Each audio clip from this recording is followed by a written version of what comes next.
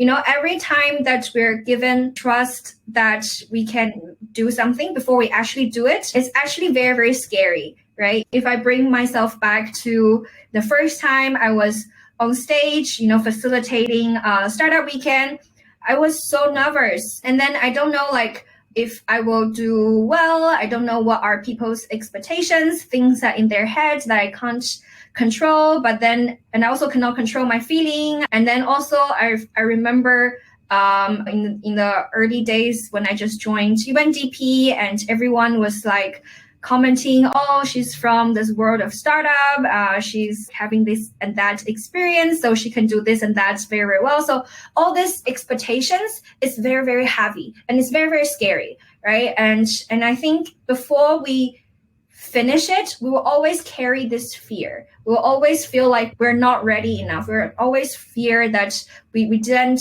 consider everything well or didn't prepare enough. But then things would change the moment everything finished. It was like, oh, it's actually not that scary. It's not as complicated as I thought.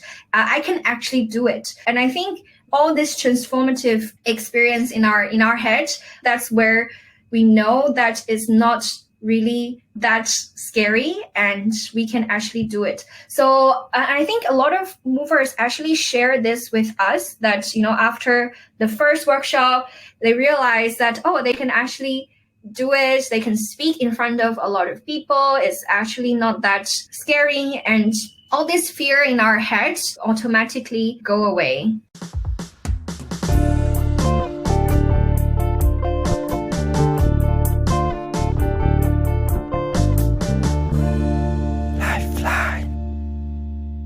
Hello everyone, my name is Din Long and welcome to the podcast Lifeline.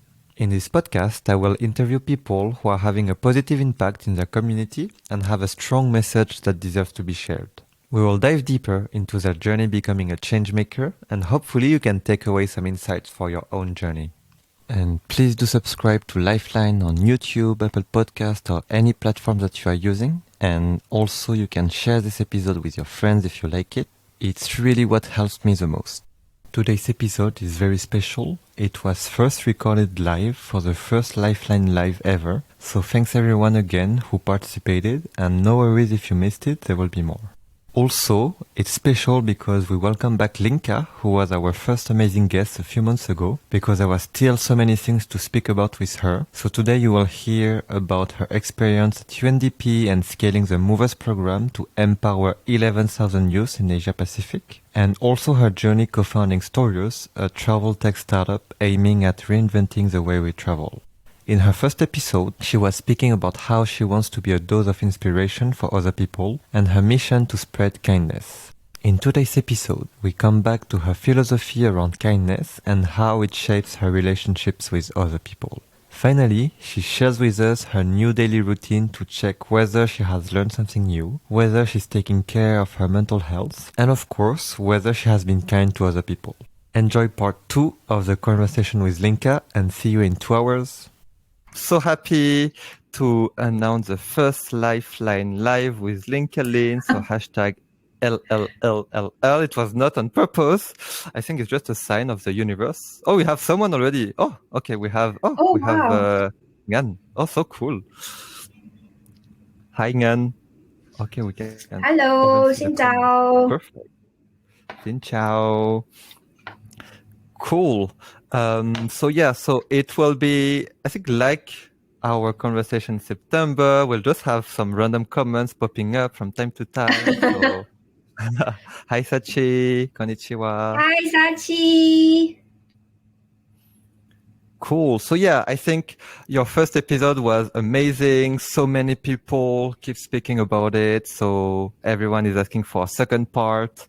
And yeah, I think just to kickstart, I'm thinking what to do because in the offline episode there is the introduction, there is me speaking, all this stuff. Maybe I can do that also just to explain a bit. I think everyone knows what is Lifeline, but maybe just to explain in one sentence. Lifeline is a podcast to interview amazing people like Linka from all around the world and really trying to understand where they come from, what is their personal journey, what is a small step that brought them to what they are doing, what they do today, and just understanding what is the impact that they want to have in the future. And yeah, Linka was the first episode ever. And she has such a long and inspiring journey that we didn't manage to cover everything. And back then I was just limiting myself to 1 hour. Today, sky is the limit. Well, I know you have a meeting in a few hours. But yeah, I think maybe just to kickstart, I have one challenge for you, Linka. If you could introduce yourself, not in the same way as last time, and you are not allowed to speak about movers, Storius. Yeah. Whoa. Oh my God. Okay. All right. That's a very, very difficult one because, probably those of you who know me from the first episode and also those who are listening to the second one. And by the way, if you have not yet listened to my first episode, highly recommend. And just want to say hi to Shati, to Pam. Welcome to this first live.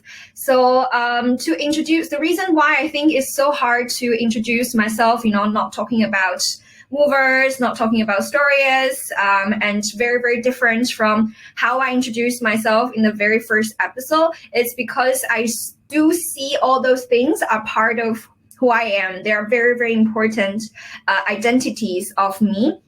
So, I actually have this question to myself when started working in youth collab, because that's something that I've been always doing voluntarily before I joined youth collab, right? I was a community builder in startup weekend, a lot of startup activities in Hong Kong. I was working in ICE, a social enterprise.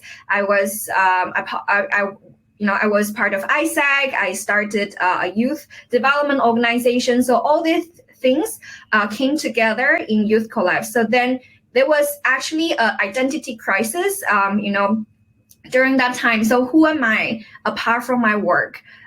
So I think that this question, I really like to think about again, who am I without Storius, without Mover? So who am I as a person, right? A lot of people, when they try to introduce themselves, many of them think about their nationality, they think about, community they have a sense of belonging to. And I think that's because, sometimes when we have when we think about our personal identity, when we think about, we are not having very strong personal label, we want to attach to something bigger, right? But then throughout my whole journey, I feel like I am Linka. I am just myself. I don't need to attach to some mention, where I'm come from. I don't need to mention about, the organizations I'm working on. I just need to tell everyone I'm Linka, and that's who I am. And I am so many things combining together. So specifically about, if we're removing a large chunk of Storius and movers away from this label of Linka, I would say that I am a person who really enjoy absorbing and understanding knowledge, a lot of knowledge and understanding human, and bringing and helping people to see things with different perspectives, and also living a very positive life through trying different things, through making myself healthy, making my mind healthy, making my body healthy. Yeah. Thank you so much, Linka, for the great intro. I think it went beyond my expectations, but I think, it's a very good point. Like when we introduce ourselves, like we tend to link it to something bigger than us. So like where we study, where we work. And I think for Lifeline, we have time. Usually we do that in society or in events because we don't have time, like we have 1 second to introduce ourselves. So we're like, okay, easy version is, I work at UNDP. Yeah, don't ask me any question. But here, it's really we have time to discover who is Linka, and yeah, I think everyone is excited on the chat, and yeah, I think I mean, again, on this question, I love asking this kind of, I mean, it's a new way that we both use, in our meetings, like introduce yourself. You're not allowed to speak about work for 1 minute, about climate for 1 minute. And if it's so difficult, even me, I try to do it. And the first thing that comes to my mind is I'm Dean Long at work at UNDP. So yeah, it's so difficult. So thank you for playing along. Okay. Okay, I'm back. Yeah, no worries. I was just monologuing. I wasn't sure. Actually, I wasn't sure if it was me or you. So I was like, okay, I'm monologuing. I'm not sure if I disappeared. And yeah, and before I jump into the next question, I just wonder, we have a few people here. The last question I ask at every episode is if you could describe yourself in 3 hashtags. But this time, since it's live and we have people, let me ask people in the chat. I think everyone knows Linka so far from what I see, or everyone at least heard the episode of Linka. Could you share, how would you describe Linka in 3 hashtags? So please comment, and then we'll have Linka comment live on this. I've had a beautiful banner here. But yeah, I just wonder, so you listen to yourself. I listened again to the first episode. What did you think? And what else would you like to speak about today that we didn't cover on the first episode? Right. So I think the first of all, I really want to say that I really like the tagline of Lifeline, like our life is our messages. So I think it's actually a reflective questions of, if you're living a life and living a message to other people, what exactly is your message to other people, right? So, and then that linked to the first episode that I had with you. And I think at that time I was reflecting a lot of kindness. And I would say that now my message will be, so at that time it was about just being kind, being being non-judgmental, but I think now I want to expand it to 3 keywords, and I try to think about how to, if there's one keyword can actually represent the other, but actually it's really, really hard. And I think these 3 keywords are equally important to me. And these 3 keywords, so first of all, is still the kindness. Secondly is actually humble.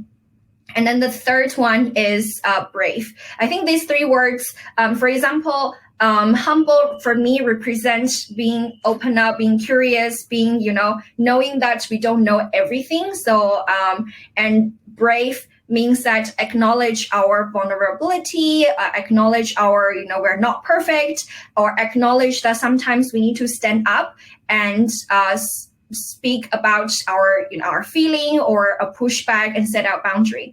And kindness is about being still being unjudgmental, the same as the first episode, being trying to put ourselves into shoes of other people. And I think since last time our the first episode, my understanding of kindness has another level, because just asking ourselves to be kind, I feel like it's a one way of conversation. And if I can just to push a little bit more of, being kind, it shouldn't be just one person being kind to the other. It should be mutual. Kindness should be a mutual act.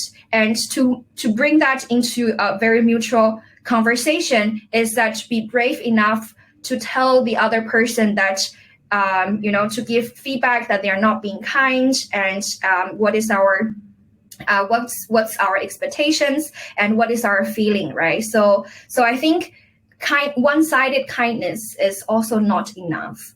So yeah, we can elaborate a little bit about the 3 hashtags, and also my deeper understanding of kindness as well. Is that that what like kindness is not a one-sided thing? Is it something you realized since September, or it's always the message you carried? but somehow you didn't speak about it last time? I think it's something that I realized more after last September. And actually, I think so. In last September, because it was in not in the not exactly in the beginning of COVID, but still a lot of people are still adjusting and still trying to understand what's going on and trying to understand our feeling and stuff. So, and I think at that time I didn't really understand the interactions of the kindness, right? So being kind to other people, being empathetic, trying to understand other people's perspective is not enough. And I think being kind shouldn't be just stop there. It's also about sharing what do you think, sharing about if you really kind, if you really care about the other person, give the person a fair feedback, give them an opportunity to improve, let them know what's your true feeling, and then make the kindness a two-way interactions. Yeah, I think it's interesting because I think you go like beyond kindness and you say, if you're really kind, so you really care about the other person. So you are like you are honest with them, you are transparent with them. And being kind also implies being brave, speaking out, being humble. Super interesting. And just to come back on some of the hashtag, I think you've been reading them as well. But from Shati, hi Shati, we have positive, leader, supporter. From Sachi, we have flower, emphasizer, super curious. From Ngan, we have openness, wholesomeness, influence. And from Melanie, philosophical, resourceful, can do plank for 5 minutes. So do you agree with everything? What do you think? Yeah, I think I really like everyone's answer. And so far, I think all of them are quite positive. And yeah, I'm pretty satisfied. Yeah, they're all positive. And happy. They're all positive. So yeah, that's good. Cool. And and another general question to kickstart this, and then we'll go deeper into every aspect. But could you share maybe, what are the main highlights in your life since September? I mean, there's so many, but if you had, to reflect back, so that's 8 months. So if you have to reflect back on the last 8 months, what would be the main highlights? Right. So I think my recent it's actually from my very recent memory. Okay, so actually there are two things. That I am a workaholic, and it's really hard for me to pause and just to relax and really do things.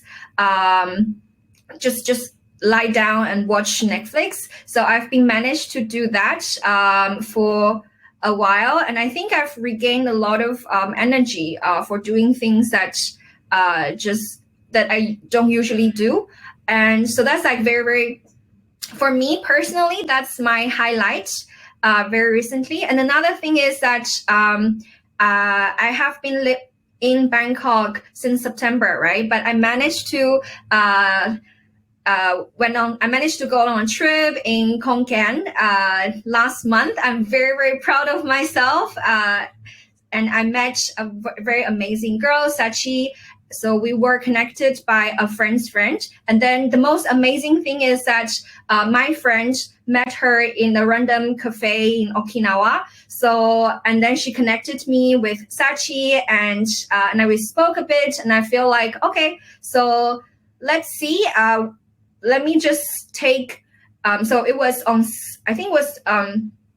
a Saturday, and I met Sachi online, and I told her, oh, how is Khon Kaen? Like, maybe I can just pay a visit to you. And then And then I think on the weekend, I booked the flight, and then I just flew to Khon and spent the most amazing weekend living with locals, trying to understand how they grow their foods, make their own wine, or ferment their pickles, and also visited the market and really learn a lot from local people, understand their perspective of life, what do they think about the situation in Thailand? And the very interesting thing is that we stay with a person who has abundant knowledge of chemistry. So he taught us of a lot of indigo dyeing, but then at the same time, he would, construct his home into different places for workshop. And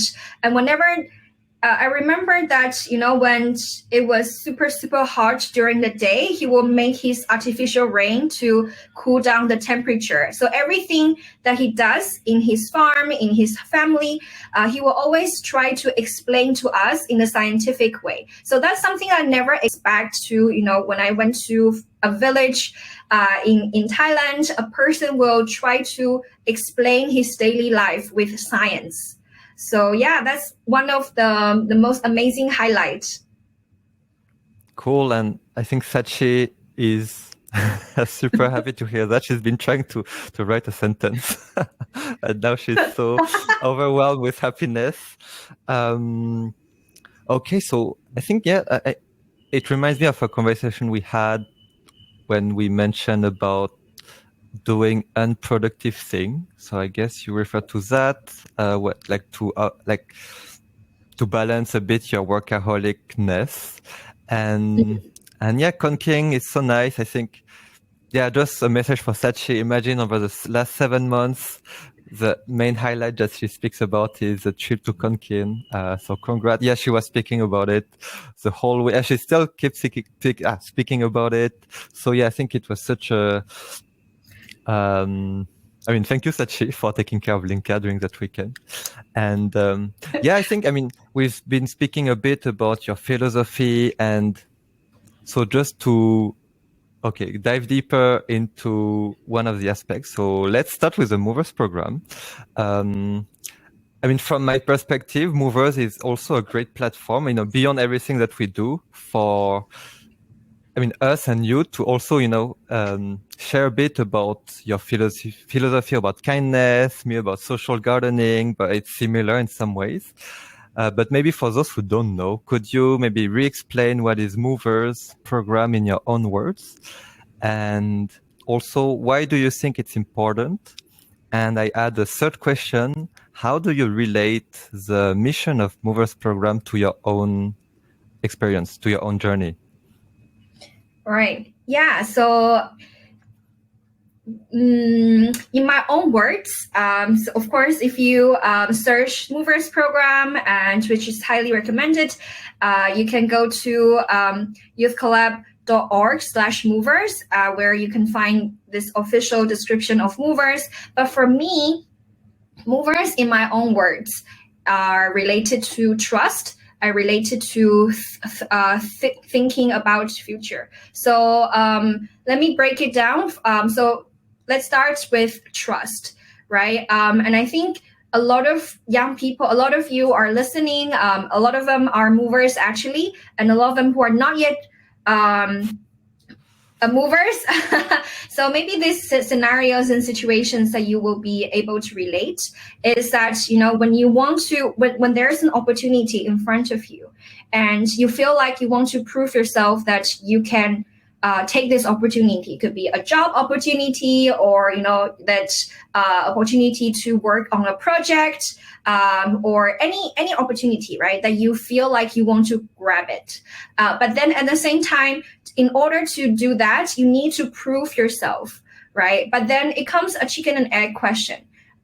If you don't have experience, how can you prove yourself in order to get that opportunity? But at the same time, you need this opportunity to gain more experience in order to prove yourself, right? So I think for Movers program, we really trust. We put trust first. We trust everyone can can organize the online workshop, can facilitate, can bring people together, can work like a team, and can bring impact to people in your community, right? So I think, in my words, Movers program is to make young people not to be put into this dilemma of chicken and egg situation, that you don't need to think about, which opportunity to go first or how do you prove yourself. The Movers program is there, so you can do something in the Movers program to build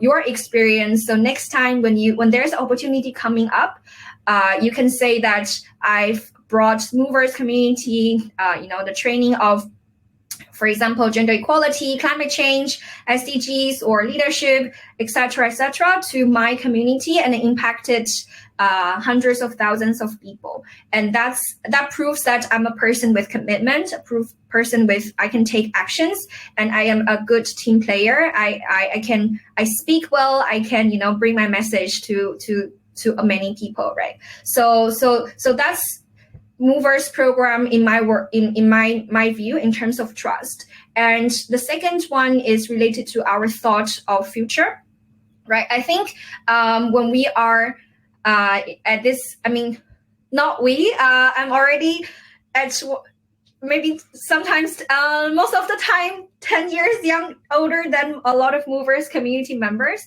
but I always remind myself, what did I feel when I was, 18, 19, 20, and what did I wish for when I was at that age? How do I see my future?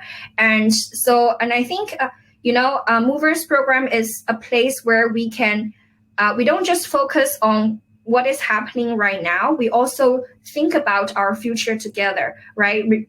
Regardless is our training on, developing our entrepreneurial mindset or leadership skills, or talking about, again, gender equality, climate change, SDGs.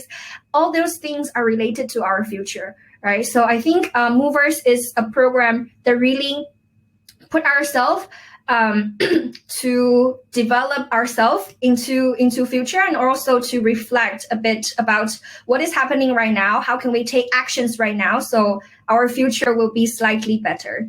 So trust and future oriented.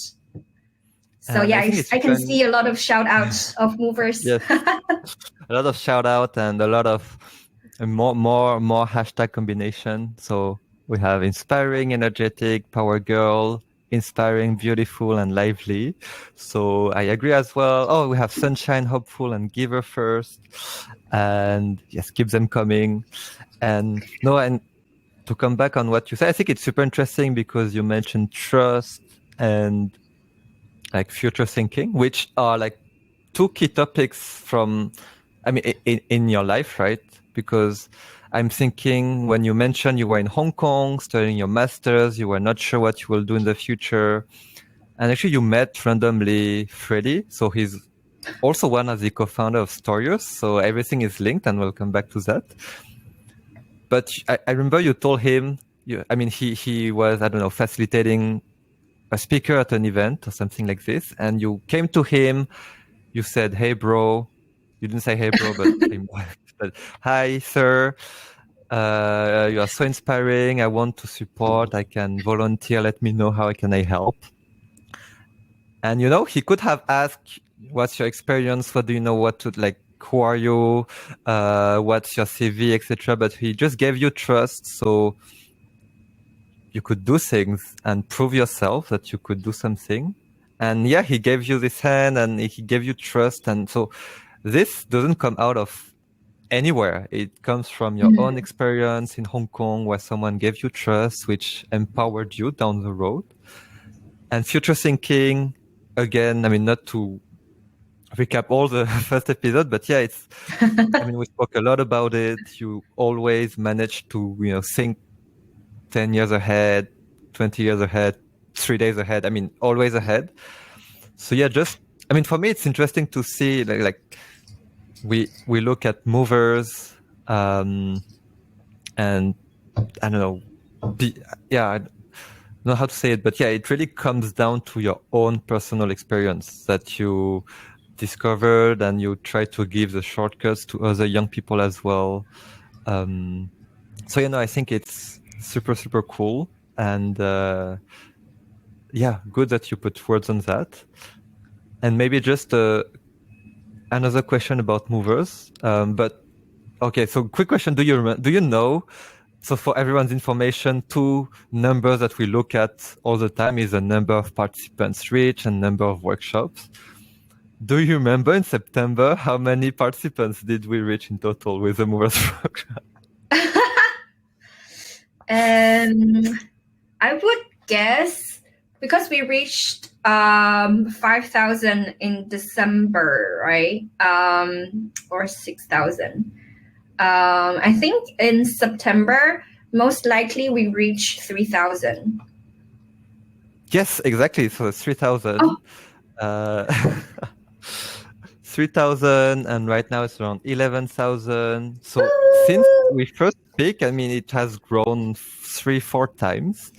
So yeah, just thinking about it, what would you say? Like, I mean, we celebrate small victories every day, and I wonder, like, what is your, I don't know, proudest moment ever since September, seeing the growth of movers, not only in terms of number, of course, but in terms of, everyone who's commenting, everyone who shows support, etc. What will be your main thing that you're super proud about movers that you want to share? I think there are many times, when, well, there are a lot of stories.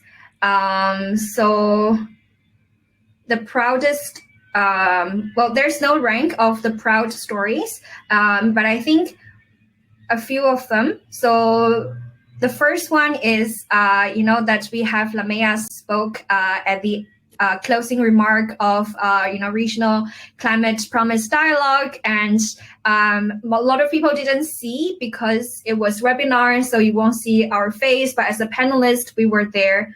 And I couldn't hold my tear. I was crying. And when I think about it, I want to cry now. I don't know why. I just feel so proud of, that what we are doing now, what we've been doing.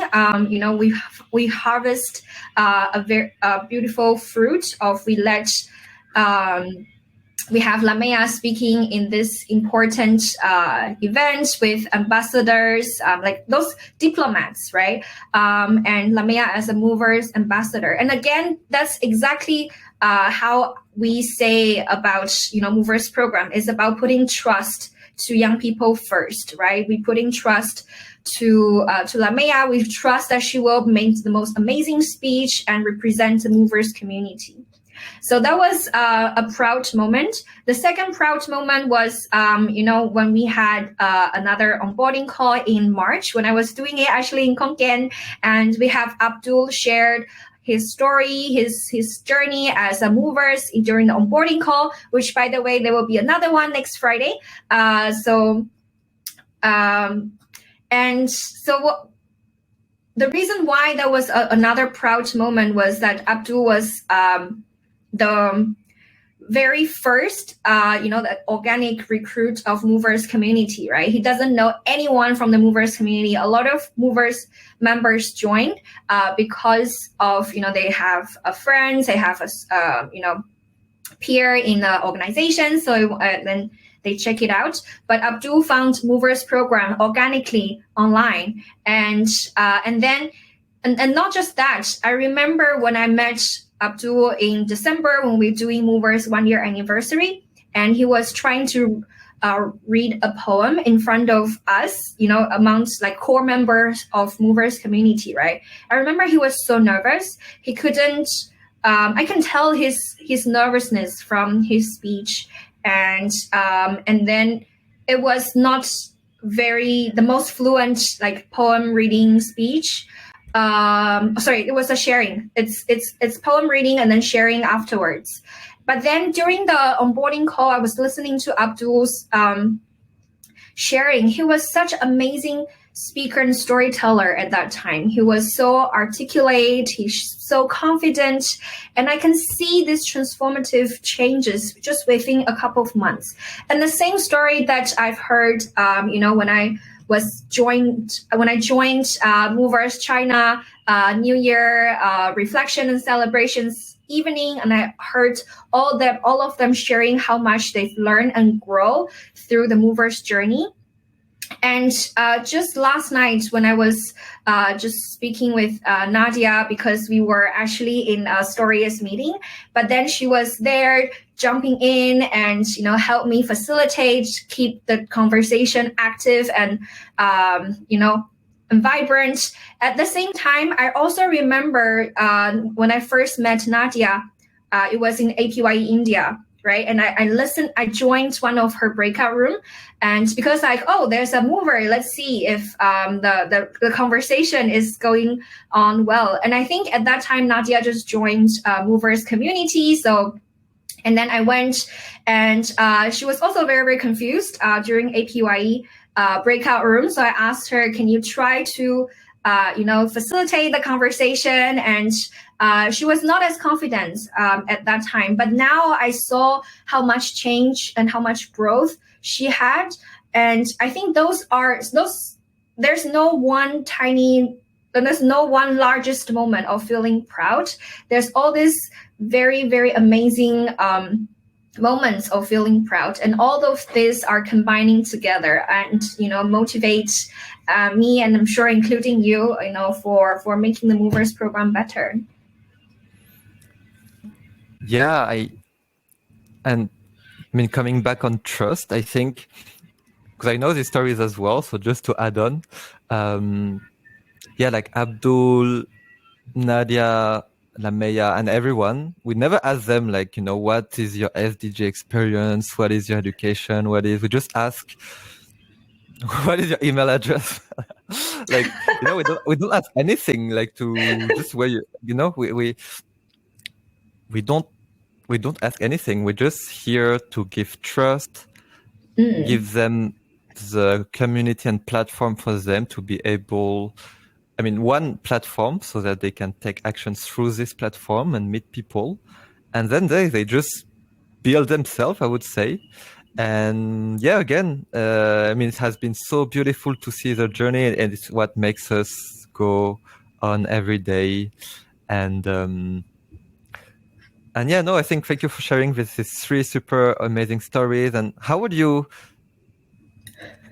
that's linked to the, to the impact that Movers program wants to have on youth, and it's linked to become future ready. But how would you put that into words? What happened with Abdul? What happened with Lameya? What happened with Nadia? In what you have observed. Right. And I think that's so that's if I put myself into shoes of Movers, and I think I've been there as well. Every time that we're given trust that we can do something before we actually do it, it's actually very, very scary, right? Imagine if I bring myself back to the first time I was on stage, facilitating startup weekend, I was so nervous, and then I don't know if I will do well. I don't know what are people's expectations, things that in their heads that I can't control, but then and I also cannot control my feeling, and then also I remember I was, in the early days when I just joined UNDP, and everyone was commenting, oh, she's from this world of startup. She's having this and that experience, so she can do this and that very, very well. So all this expectations is very, very heavy, and it's very, very scary, right? And I think before we finish it, we will always carry this fear. We'll always feel like we're not ready enough. We're always fear that we didn't consider everything well or didn't prepare enough, right? So, and I think, but then things would change the moment everything finished. It was like, oh, it's actually not that scary. It's not as complicated as I thought. I can actually do it. So, and I think all this transformative, experience in our head actually happened right after the first workshop where we actually do it. So, then the event is not, and all the feeling and emotion is actually in reality, right? It's actually not in our head. It's not, we're not imagining if things will go wrong, if things will go well. So it becomes reality. And I think that's where, we know that it's not really that scary, and we can actually do it. So I think a lot of movers actually share this with us, that after the first workshop they realize that, oh, they can actually do it, they can speak in front of a lot of people, it's actually not that scary, and all this fear in our heads automatically go away. So yeah. Yeah, I think it's so interesting. For me, it's a very, we speak a lot in our world, but more and more about, we say the word empowerment, right? Use empowerment. But the word empowerment is like leadership. It's like, we just say the word all the time and we tend to forget what it means. But I think what you said is I would say it's a perfect definition of empowerment. Because, what they did, what you mentioned, okay, I didn't know I could speak in public. I didn't know I could organize this workshop. We didn't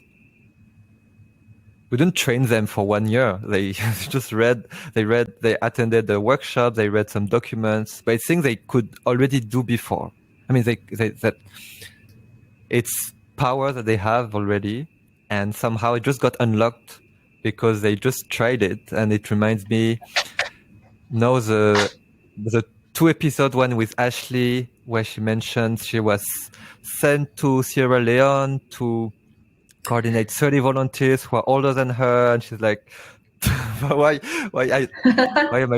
I supposed to do that? But her supervisor kept telling her, you can do it, I know. And she did it eventually. And then with Anne-Laure from another episode, we were speaking about, actually, she's a facilitator, so we're speaking about her work, and her work is about empowering citizens. And she always says, we already have the power in us, but we need something to unlock it. We need something to reconnect with it. And yeah, I guess through movers, I say you, but us and everyone here in also watching, it's what we try to do, right? To make people reconnect with that power which is existing, but somehow we might have lost it along the way. And it comes back with the trust that people gives you around you. So I think it's a great definition of empowerment. And she had a question that I forgot along all of this, but it will come back.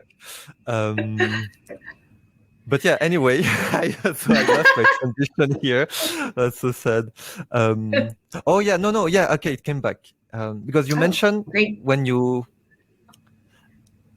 Okay, let me share an example first, which I think I shared already on StreamYard with you, with Xiaomi. When I just joined UNDP, after 2 weeks, you guys asked me to run a SDG workshop for 200 people. And I'm like, I don't know what are the SDGs. I just arrived. Oh my God. I was like, okay. And yeah, I understand how you feel, all the expectations as well. When I arrived and I was tagged as a co-working space expert.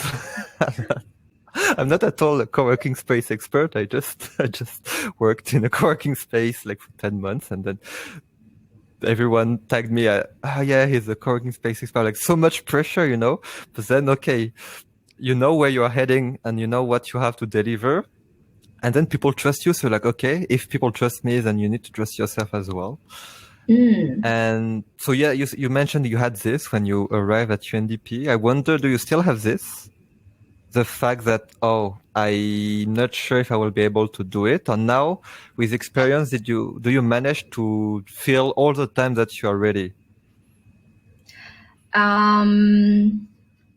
I think I changed my perspective a little bit. So I think, I saw Cici mention about imposter syndrome, and Sachi also asked a similar question. So I think for me, earlier when I joined UNDP, I had a tremendous imposter syndrome. Like in my head, I always ask myself, who am I?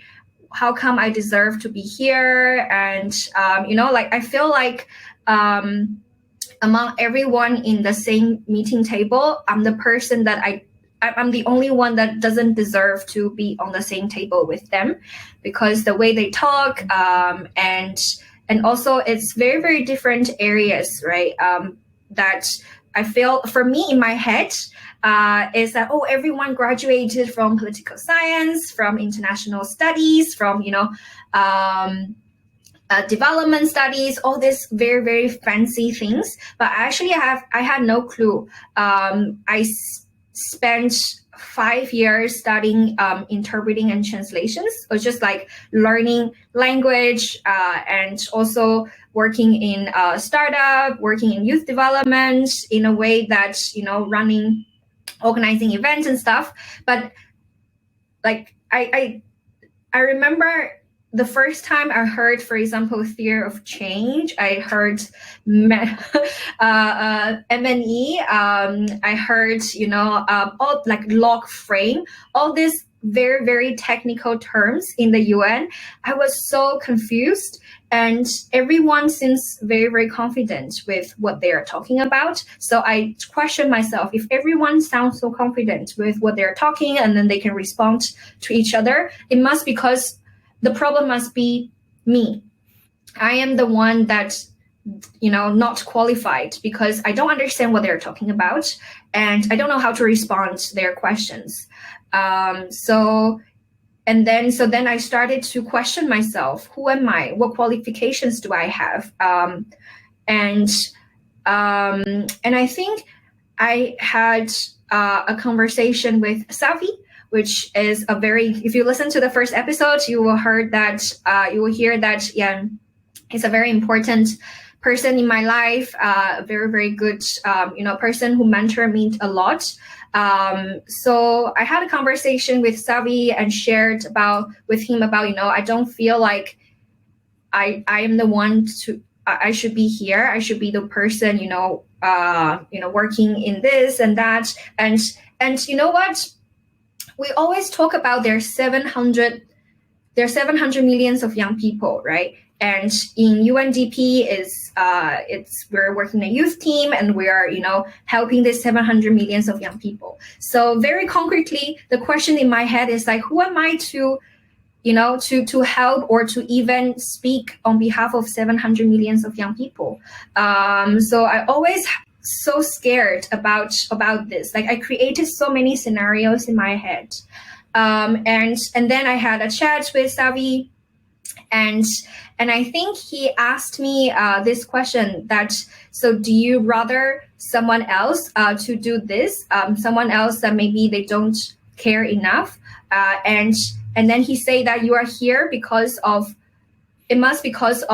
reasons. Regardless of what reasons, you are here because of there are reasons for you to be here. So maybe you don't know the reason now, but they are reasons that you deserve to be here, right? So and I think now I started to think about this from another perspective, right? Because I feel like when I was having imposter syndrome, when I was feeling not qualified enough, I was thinking about just my personal insecurity. I was only focusing on my personal feeling, right? And then I let that feeling impact me and influence me. But then now I don't have that as much as before, was because now I see it from this perspective. It's not about me. I'm here because I'm representing a group of young people. I'm here because of other people. It's nothing to do with me. My security, insecurity, my feeling doesn't count. And what I can do is that if I am chosen to be here instead of other people, I just focus on doing my best and imagine that someone else who really doesn't care took this spot. Because the thing is that if it wasn't me, it will be someone else, right? Imagine that it's someone else who doesn't really care, who just came because fancy UN title. What would happen, right? So I'm here, and it's not just about feeling I'm qualified or not. And it's time to remove this feeling. It's time to remove the perspective of focusing of me, but really thinking about the people that I'm trying to reach out, the people that I'm trying to help. So I think that's how I try to deal with my imposter syndrome, because when I'm having imposter syndrome, I would just try to ask myself, like, am I carrying myself too much? Am I caring about my personal either ego or either the face issue too much? That's why I'm having imposter syndrome. Am I really putting my focus attention to to things beyond my feeling, to the larger cause? And yeah, also if it's interesting how you reversed everything, and also if you reversed, like you mentioned, when you arrived, you're like, oh, everyone comes from, I don't know the name of the university, like I guess, I know, Oxford, Harvard, like this kind of uni where they study development. And yeah, I think the beautiful side is also like, you're not defined by what you study during your bachelor and master's. And that's also, I have the word in French, but that's also, hello to Sisi. I know she cares a lot about this sentence and statement as well. But yeah, you're not defined by what you study, but more by your actions. And that's how, I mean, you mentioned, right, in the first episode, how you arrive at the UN. You arrived here because you were more prepared than everyone, because you took action, because you met people, because you were not waiting for opportunities to come, but you grab the opportunities yourself.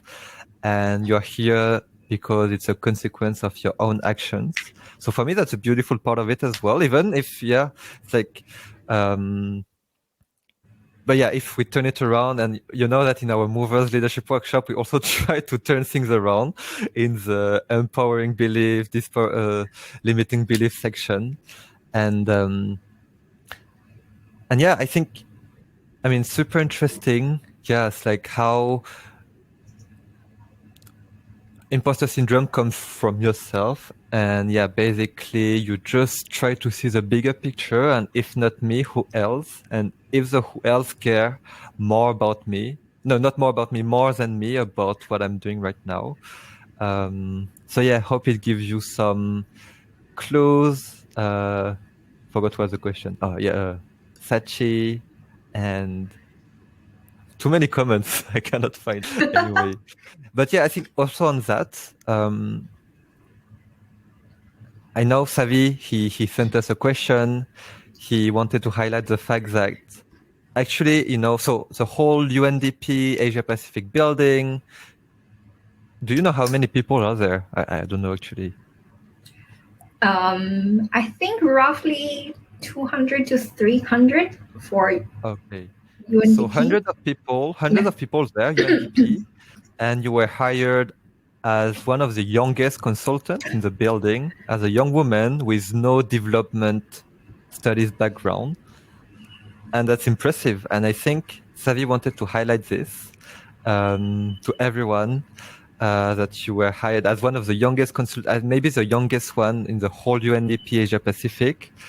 And yeah, so Savi's question is, what is your advice for young girls who are keen to join the development world to make a difference? Maybe reflecting on your own experience joining as the youngest woman. I mean, youngest person, but also youngest woman of UNDP. Right. Yeah, I think I can only speak from my experience. So as I've already mentioned in the previous answer, of course, like a lot of imposter syndrome feeling. So, but in addition to that, I think there are a few things that I want to highlight from my experience. So,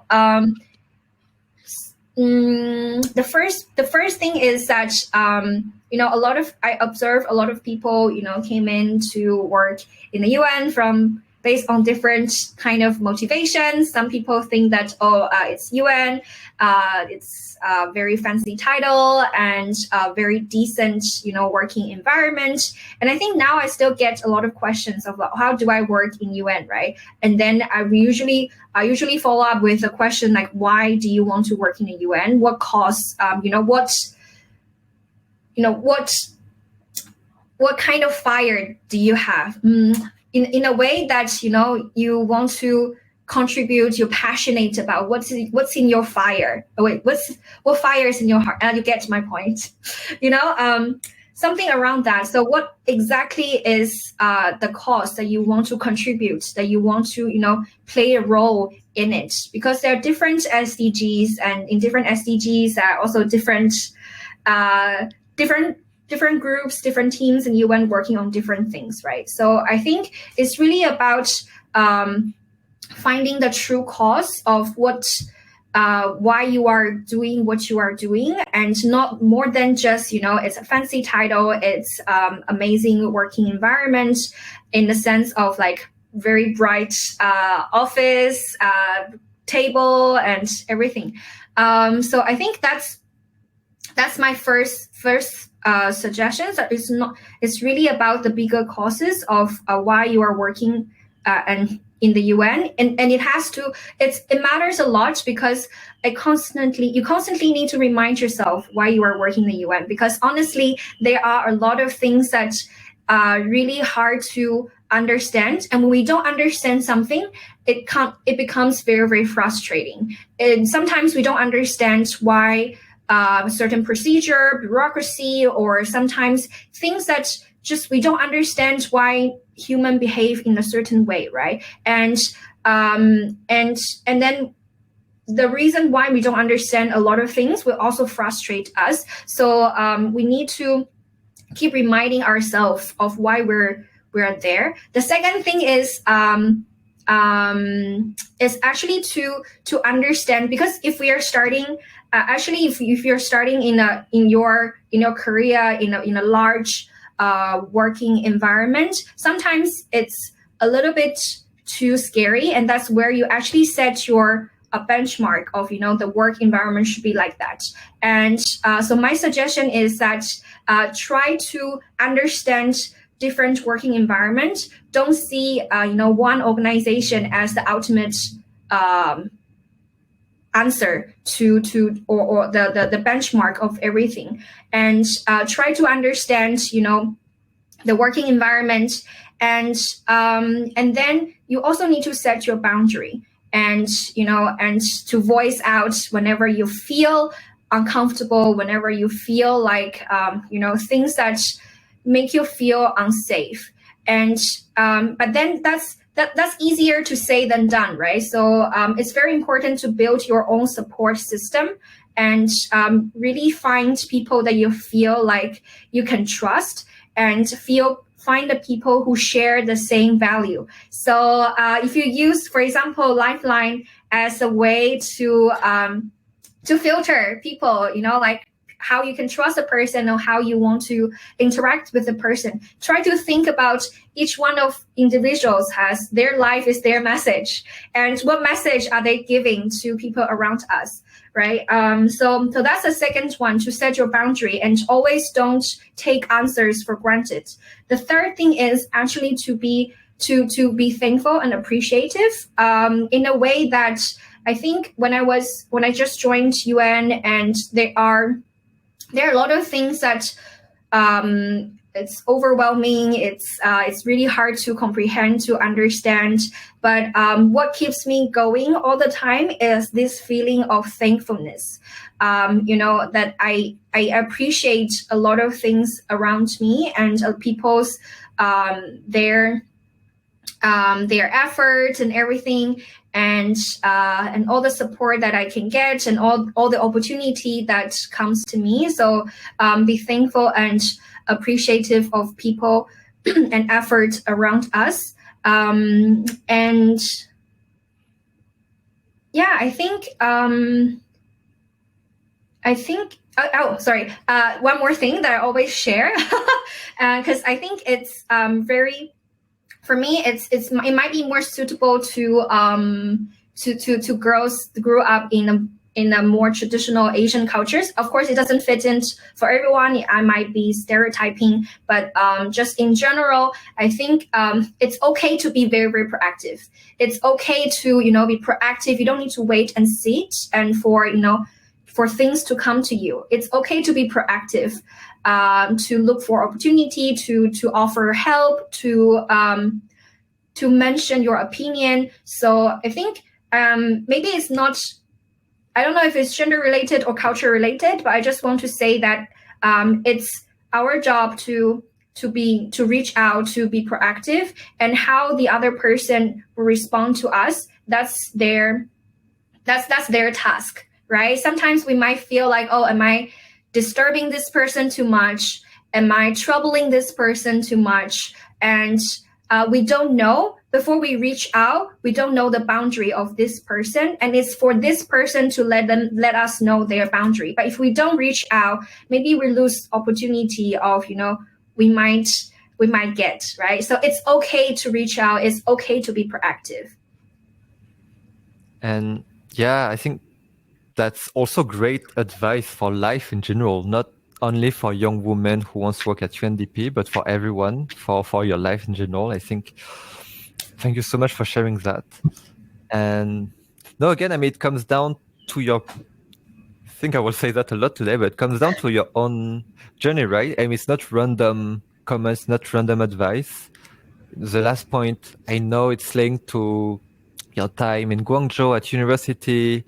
I know your parents were like, why are you volunteering so much? Why are you going there, ISEC, etc.? But it's ultimately what shapes the rest of your journey. And to come back on the fire, like what's your fire in your heart? Something like this. Yeah, I think I remember my first day or second day, you and Cynthia, you brought me into this like super dark and small room, and you asked me, think about think about like what are your goals in life? How can the work you do now also help you to achieve these goals? And yeah, I think it's a very important question for our team in general, and I mean to ask yourself as well, like if we come back to the question, like, do you want to join the UN just because you want to update your LinkedIn profile? Are you joining the UN for a bigger cause? Things that and it sounds so simple like this, but if we say that for a reason. And yeah, on the fire, I mean, obviously one of your fire, Linka, is around youth empowerment, but I know you have so many other fires in your heart. Would you like to share what are the other fires? Okay. I think for now, what I'm doing apart from, movers and, so I've also started a startup together with two of the other co-founders. That I met them in Hong Kong. And so what we are doing is to, okay, so maybe let me start with a story. And I always told this story because it's related to the fire that I'm doing with this startup. So I've been living in Bangkok since 2016, and I've been living here for 4 years. And I like to show people around. When I first came here, and there was during weekend, and Savi offered like a temple, what we call temple run, just to go to different temples in Bangkok and just to learn about, because he has a Buddhism degree, so he can really tell a lot of stories about the feature of this sculpture of Buddha is because of, it indicates this meaning and that meaning. And we've done like 3 or 4 temples in one day, and then we took boats across Chao Phraya River, and a very, very authentic Thai experience. I've learned so much about temple, right? And I really feel connected with those temple. And I feel like whenever I went back, I can always see those different features of Buddha, and always understand what's going on. And so I really love that experience. And I hosted 2 couch surfing friends.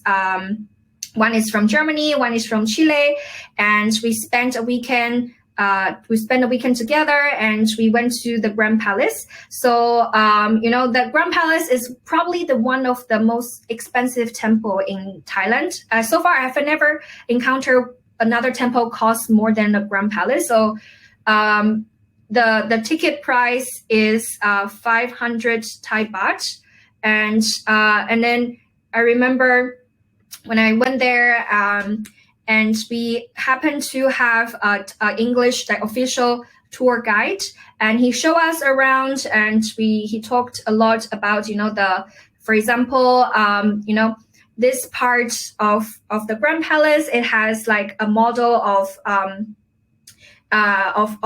like, for example, the sculpture of 2 figures from Taoism in China, and then another corner, it has a door which is decorated by Chinese tea porcelain from China, which indicates the trade between Kingdom of Siam and China during that time, right? So and then it was in the Grand Palace. I also overheard another group of tour who from China.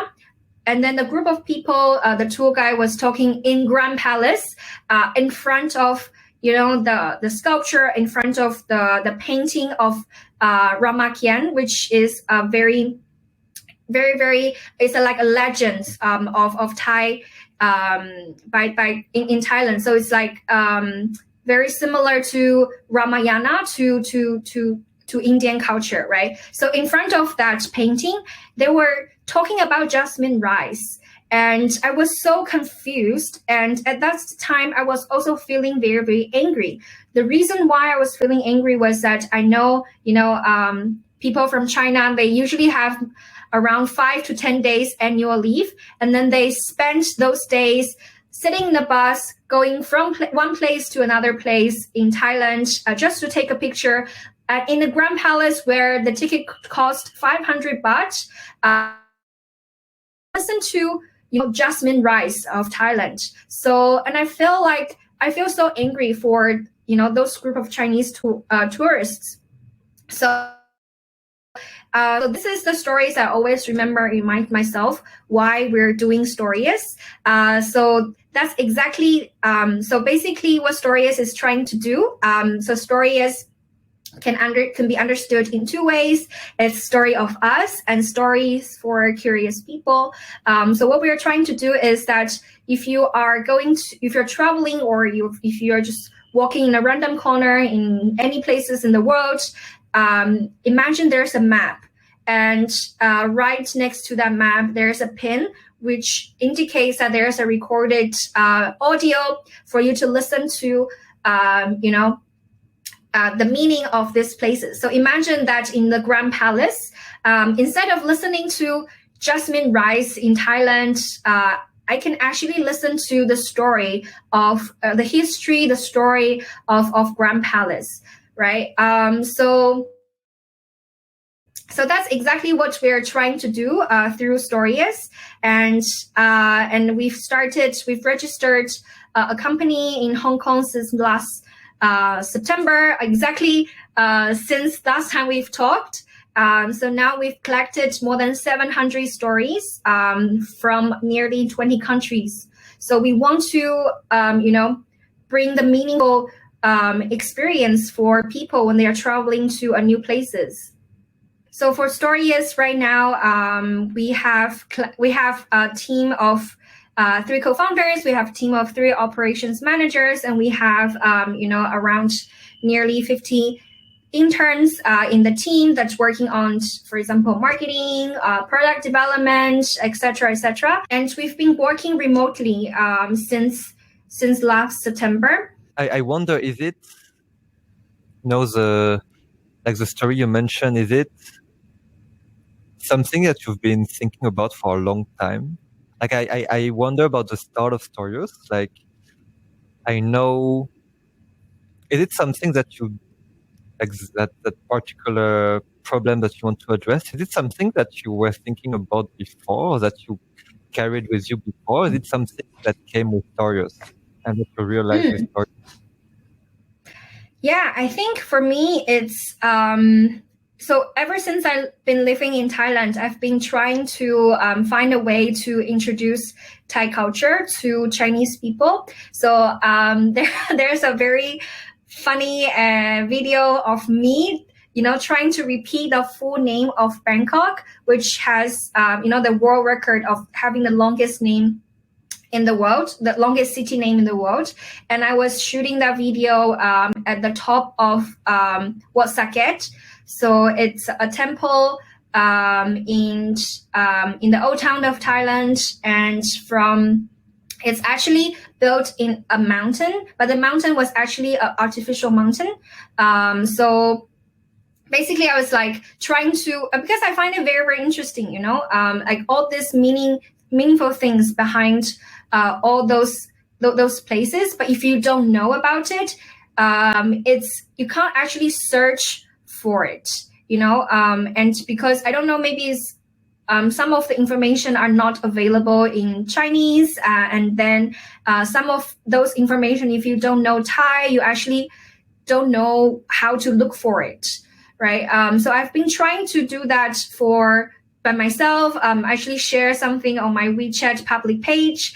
But then I think Storius is actually something that I enjoy doing in my free time, sharing about culture and stuff. And whenever I have friends visit me in Bangkok, I always tell them, the history of Bangkok, history of Thailand, most of them from China. And what I noticed that at the end of the day, they will always buy me a very, very fancy meal because they just feel so happy. It happens so many times because like a lot of them are like, they work in Baidu, they work in TikTok, they work in, all these like Chinese, like very like tech companies, and they earn a decent amount of money, right? And then they spend their holiday in Thailand, and then they say that they never know this part of Thailand if I wasn't there and telling them. And actually their original plan was to go to a shopping mall, have some dessert, and do some massage, and that's it. I brought them to different places and tell them about different things. So I noticed that level of satisfaction and fulfillment, it's beyond measure. I mean, it could be measurable given that all of them treat me super fancy dinners. Maybe that's the way that how satisfied and how happy they feel, right? So yeah, back to the question of the idea of Storius. So I've always asked myself this question as well. If I'm not working in UNDP, if I'm not working in Youth Collab, what are the things that I really want to spend my time and contribute to? And I think tourism, I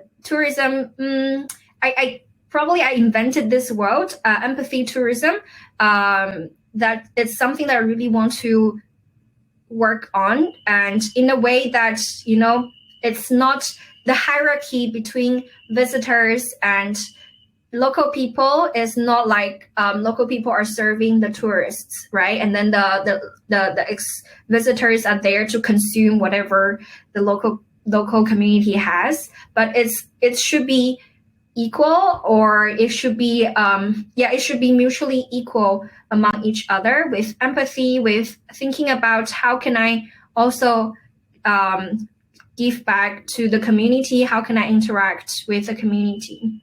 For those of you who are listening, I don't know if you also have very, very similar moments that when you're traveling or going to places, you have the most amazing experience when you have your local people, bring you to eat the most authentic food, and then share with you their, daily life, how people usually, what do they usually do? What do they value in life? I remember whenever I went to, for example, Bangladesh, I think a lot of you are from Bangladesh in this conversation. I always feel so connected because I always travel with local friends. They will always tell me, people in Bangladesh, they do this and that and this time of the day, and how they, make a living through things that they're doing. And I've also been to a community between the border of Bangladesh and India called Manipur. And I stayed there with local people for nearly 1 week, trying to understand, what's the life there. It's very, very peaceful environment. I joined their funeral. It's a very, very interesting experience as well, because in the funeral, there are music performances, and which is very similar to the funeral I had in my hometown. And it brings a lot of connections when I was traveling. And I think, so back to the topic of empathy tourism, the reason why I think that is very, very important, it actually it's from the experience I had when I was, traveling to a lot of places because of my work. And whenever I travel, because I travel to a lot of places where a lot of people don't usually go if they pick a travel destinations, right? So I've been to Pakistan, I've been to Bangladesh, been to India. There. Some of them are tourism destinations. I've been to Fiji, Vanuatu, Solomon Islands. So what I meant is that it's not like the world famous tourism destinations, right? So and then a lot of places before I went, many people will give me this note of, you need to pay attention to your belongings. You need to pay attention to, interacting too much with local people because of this incidents and that incidents, or this and that, right? So there are a lot of stereotyping and generalizing of based on like very negative media stuff. So when I went, for example, let me just give you an example. Before I went to Solomon Islands, a lot of people asked me to be very, very careful because, people will rob you on the streets, people will take away your belongings, they will just, that any moment on the streets you might get hurt, right? But when I went there, I noticed that everyone is so welcoming in a way that I understand why it gets scary, right? Because when I was in Solomon Islands, everyone just want to ask me, am I single? Am I married? So, and then when they ask questions, there's no social distancing. They will try to, look at you in a very, like, staring at you. So it could be scary in the sense that maybe you will think about, why they're asking these questions. Are they planning to, to see if I am alone? So then they will, they're planning something in their head, but actually it's not. They're just very, very curious, and everyone is like that.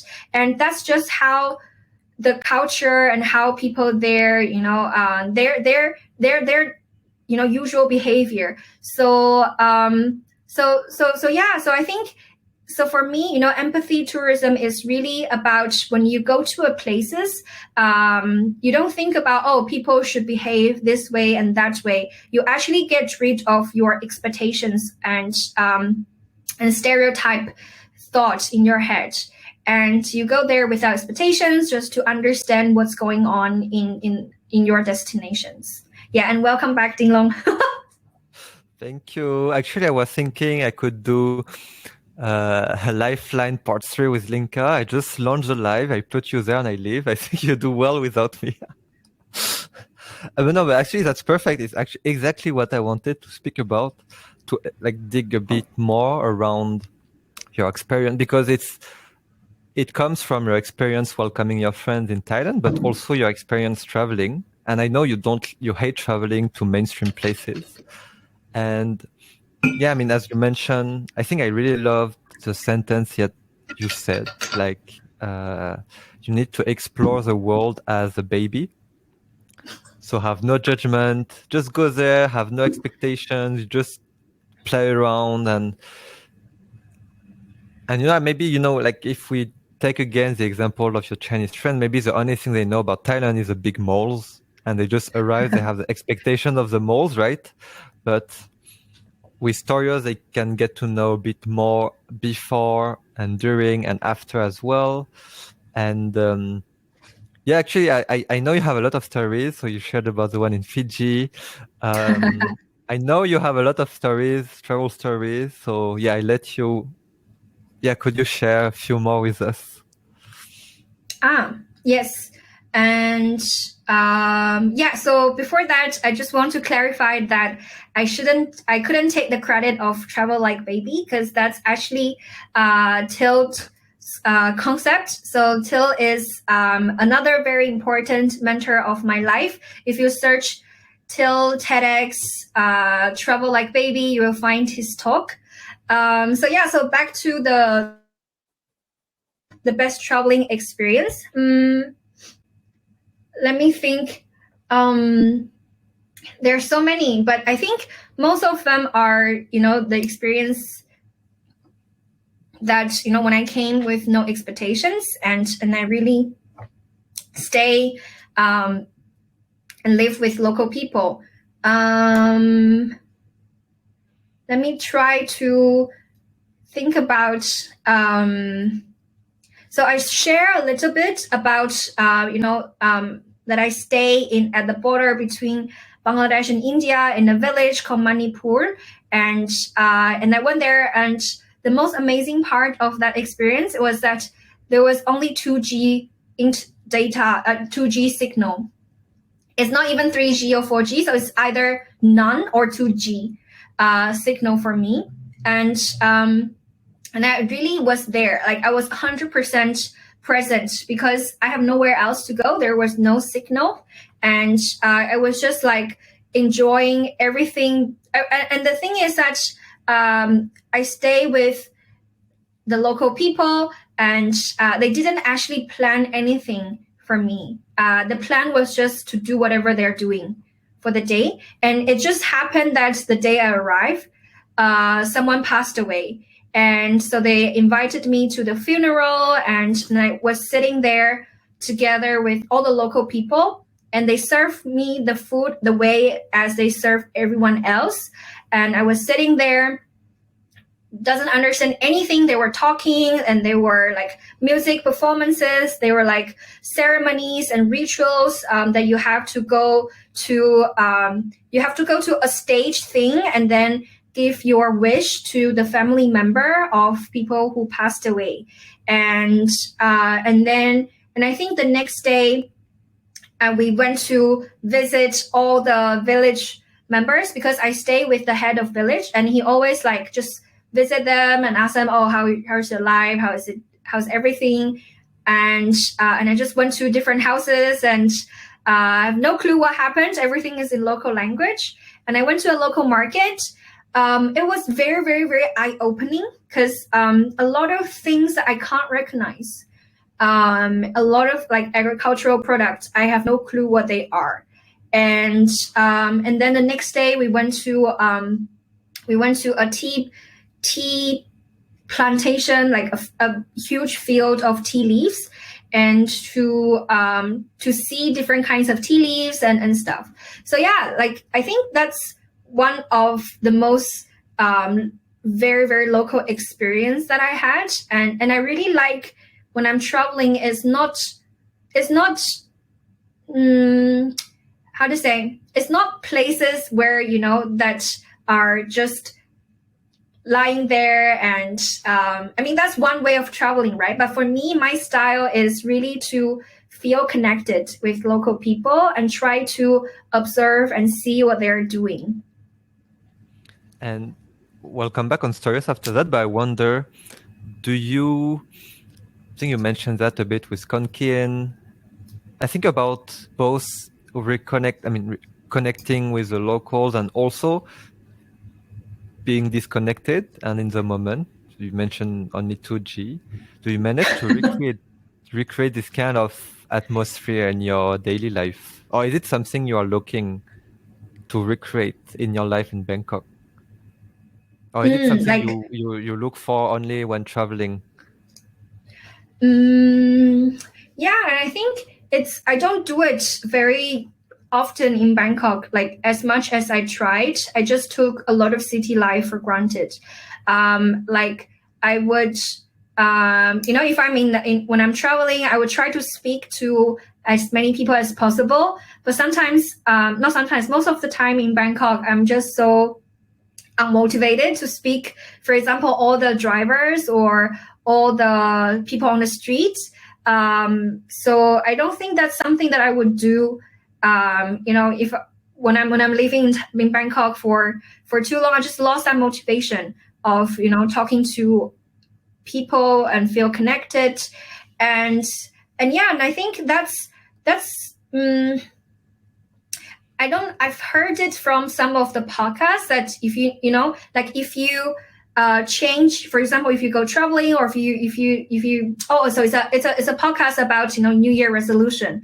Like the chances are higher if we feel like there's a fresh start that we will change our behavior. So like, for example, during New Year, people have more hope that they will change their behavior. During birthday, people feel like they will change their behavior. That's because that they see it as a new start. And I think same with traveling. When we're traveling or the first day we came back, most of the time we have higher hope of we will change a certain behavior because we see that as a new start. And I don't apply that as much as when I'm living in Bangkok, which I should. That's a very good reminder. I think that's interesting. Yeah. I guess it depends. What is the time frame or what are the milestones of the fresh start? Because you could tell yourself also every day is a fresh start, but we don't. But it could be. No, I mean we had this conversation already, but around. Yeah, I think it's super interesting. Yeah, how? I mean, if it because I just reflect if that's something you and also me will really enjoy when traveling for a short time. We know it's a fresh start. We don't have much time. We have to enjoy as much as possible. I guess the challenge, how can you bring that into your daily life? If it's really something that makes you enjoy life, how can you bring that into your daily life? I think that's maybe via Storius. Yay. But so I think back to Storius, could you share how was the first day of Storius? What was there a first day? How did you decide with Steele and Freddie to start Storius? Was there anyone else involved? And what was the first official day?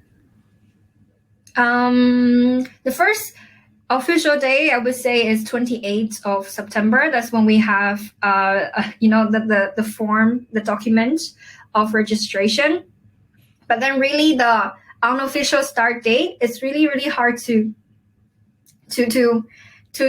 define now, because the stories of Storius is actually so I think it was last year in March, and Till and Freddie, they were just having some friends gathering and having some drinking and stuff, and then they were talking about it was the first month of lockdown, right? And both of them has their business are really just purely by the offline training, like workshop and with interaction with students. So they were actually not doing a lot of things. and they were talking about this idea. And in the beginning, I was on board as not as one of the co-founders. In the beginning, they were just bringing a group of, I remember, almost 10 people to try to say that, oh, can you try to record a story and see if this idea would work?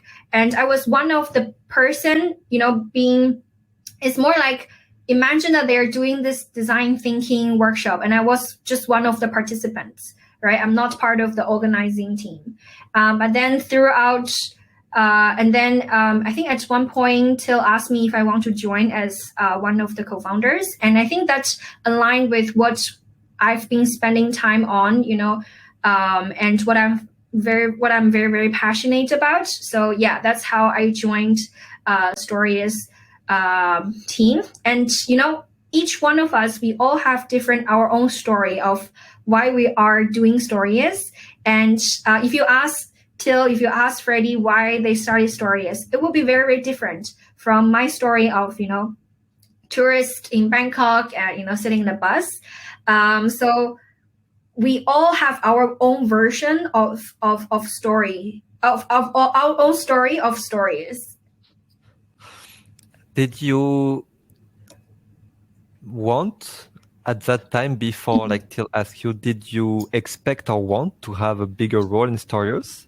And then when he asked you, did you say yes, immediately?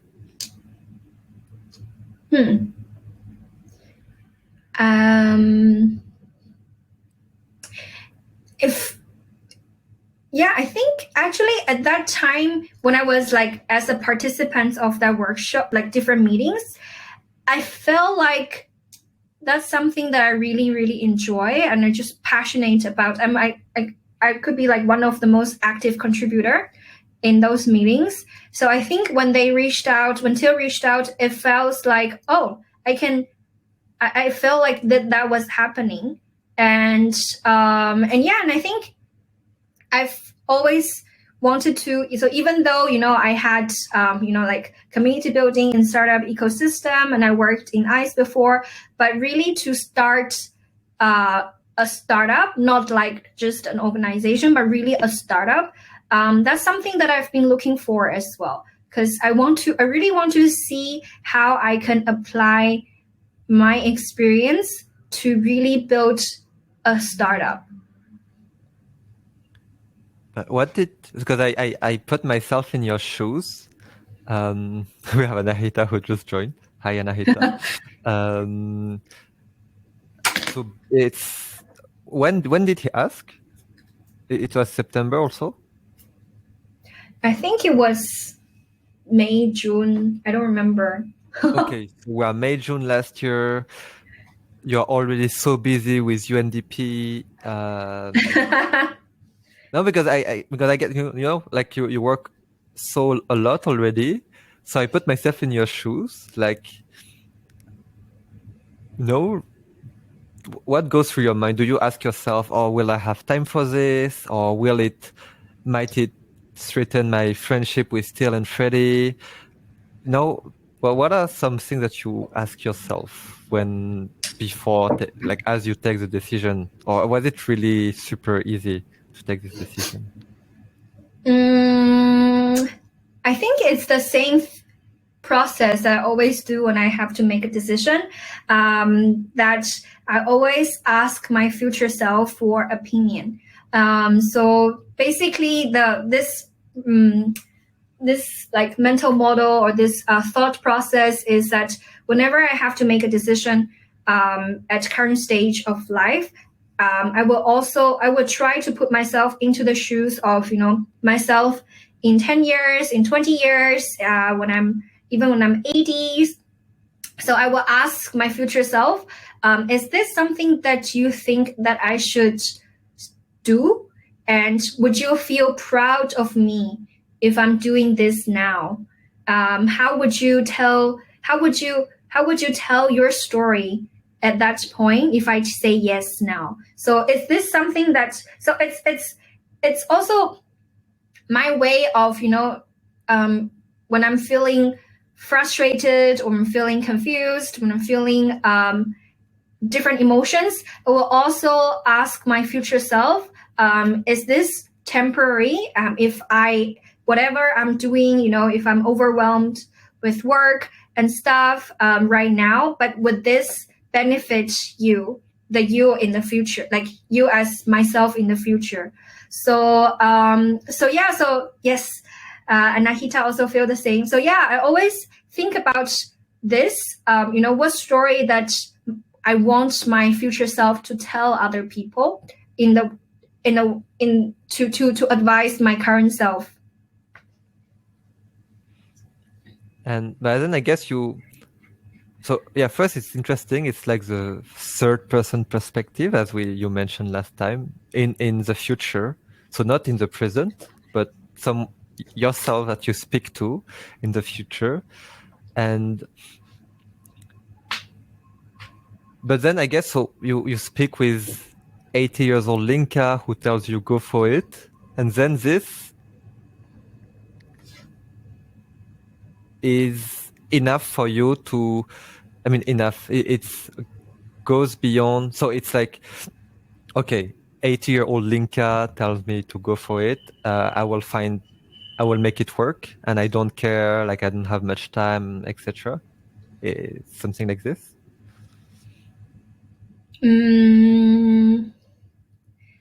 Yeah, I think something like that.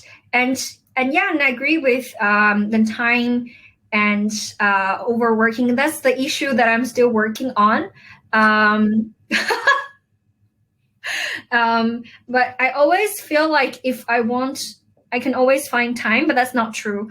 Sometimes I'm overwhelmed with work, and so I learned a couple of things of time management and everything. But then I think at that point when I was saying yes, even though like I was working, I realized my weekend was free, and also because we are usually like it was locked down, so we're just staying at home during weekends. So okay. So the thing is that when I think back at that time, we just saw Storius as a pet project. So actually 3 of us, we were saying that, we're only going to spend 1 day per week for Storius. But of course, it's not true. And now it's almost feel like another full-time commitment. So yeah. I was the hardest part actually last year when doing Storius and everything at the same time was that I also promised myself that I would read 35 books last year. And I made that promise at the beginning of the year without knowing that, at the end of the year I'll be so busy. So I only finished 34 books last year, and I finished so the last one, the 35th book, I still have 20 pages when the 12 a.m. clock hit. So I'm like, I didn't finish it. So I finished the remaining 20 pages the next day. So I finished my 35 books challenge on the first day of 2021. You were reading when it was midnight, or? Yeah, because I really want to see if I can finish it. So so the story was actually sorry? No, go ahead. So the story was actually on 31st evening, and I was with Emily, who is one of the operations managers of Storius, and I think that was around 9 p.m. and I realized I still have around 60 pages to finish my last book. So I told Emily, like, give me 2 hours. Don't talk to me, or like not don't talk to me. I tell her that I won't be able to respond to her if she speaks. And then so I spent 2 hours trying to finish the book, but then I only finished another 40 pages, and I still have 20 pages. But then it was almost the time we need to go to a rooftop to see the fireworks. So yeah, so I didn't finish. I still have 20 pages remained on the 31st of December. But do you see it as like a big failure, or don't really care? No, I think I'm still very proud of myself. Okay. Okay. No. I mean, no. I mean, because 34 books and almost 35, it's a big. I mean, it's a lot. But I just wondered if how you feel about it. Anyway, no. I think I found it super interesting for me to understand how you took the decision to be more involved, become a co-founder, because I think there's so many conversation about how to find your co-founders, etc., etc. And I think on the other side as well, like when you've been working on a project and someone asks you to become a co-founder, I think could happen to people. I think it's interesting to understand a bit the thinking process. But yeah, so you mentioned you saw Storius as pet project, now not anymore. So yeah, like just to conclude Storius chapter, like where is Storius at right now? What is the progress so far? And I think Omer had a question like, what is your best memory with Storius to date? Right. Okay. So I think I shared a little bit while I was monologuing the progress of story. Okay. So you can share Omer's question directly. All right. Yeah, the best moment of working in Storius. I think it's the best part is when we share some of the clips with other people, and we share the idea of Storius, a lot of people gave us this validation of that's exactly what we've been looking for. That's a brilliant idea. That's something that I would definitely want to use it. And that's I have very, very similar challenges before. And I think many of you who are listening, I'm sure you have this moment when you pass by a very interesting building, you try to look it up either on Google Map or Google, but it's really, really hard to look for a lot of interesting information beyond just the name, or it takes a lot of time, okay, I'm in a taxi and suddenly there's this colorful building next to me. And okay, let me take up the Google Map. Oh, oops. Already so far away. So where exactly is that place? And then okay, maybe this is the place. Let me click. Okay, this building looks the same in the Google Map. Okay, so let me read a bit about what is going on in this place, right? So all this very, very lengthy process, but then exactly what Storius is trying to do is that you don't have to go through that. You just open it, the map, and then you listen to the stories. And one thing that I also want to highlight is that when we travel, most of the time we hear very, very objective facts of this building was built in 1996 and it has like 10 floors, and it's painted in white and yellow color, those kind of things, right? Sometimes I don't understand, like, those kind of information, great, so what? But then imagine that you can hear a story of people who used to live here and how this place is a very, very meaningful location to them. That's something that we really look forward to, to see those spark in people's eyes. I think the best moment of working in Storius is, really believing in, and everyone in the team really believing in what we are doing can really make changes. And did you submit a story yourself? Yes, a lot. Not a lot, but not bad. Did you share one about Xiamen? Yes, I shared, and it's for me, I really enjoy it because when I was doing the stories, and when I was trying to write a few stories about my hometown, it's not Xiamen, actually, it's my village, and I have to ask my parents a lot of questions, and then they feel like, why do you suddenly feel so interested about this very, very particular details? A particular food that's very, very similar to I don't know, Vietnamese, but in Hokkien it's called bo pia. It's like a very, very thin wrap, and then you wrap the veggies and rice together, and it's like a spring roll, but it's not fried. It's just, and then you eat it, right? Like very, very particular details of what exactly is in that rice. Do you put this and that in that rice? And what's the ingredients? And do you use, and there are different versions, right? If you're in the city, you put peanut powder, but if you're in the village, you don't put that, right? You put different things. So, and then, so very, very particular details. And for them, for me, I really love it because I feel like I'm connected with my parents in this way, connected with my root culture. And then I also feel like it gives them a sense of pride that, we get to share a bit about our local culture and stuff. So I also encourage my mom to record a few stories of my hometown. Yeah. So if we want to hear the story, we should go to Storius app, right? Yes. So Nadia already shared the link in the Facebook comment area. So you can follow our Facebook. So we are currently collecting stories from all over the world.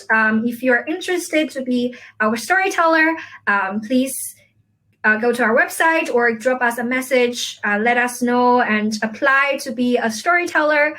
And we are going to launch our mobile applications very soon. So you will be able to enjoy all the stories that we've now collected. And we look forward to, to share your story, to share the story of your cultures. Yeah. So if you are interested to know more about Storius, you can visit the link that Nadia shared in the Facebook comments, or you can go to storius.app. Cool. And just random question, any missing city that you really hope to have? Yeah, I think just to maybe see who we are in the conversation now. I think we hope to have stories from Kongen. We hope to have stories from Iran, stories from Cambodia, stories from let me go through the content. Yeah, a lot of we have a lot of stories from Bangladesh. We have stories from Pakistan. We have stories from Bangkok or Thailand. And yeah, so but we're still look for more. Even one places, right?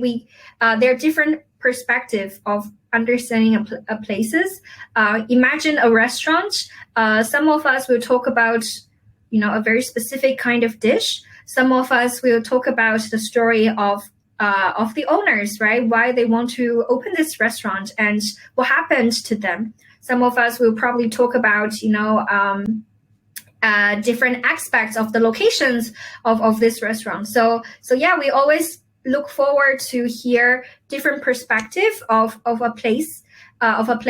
So that's also where, things that we're doing very, very different from, traditional tourism, right? Because when you go to a place, if you listen to official explanation, there's only one dimension that you can do to learn about a place. But if you can listen to different stories, you have this multidimensional perspective of one place. Cool. So everyone, like the page here.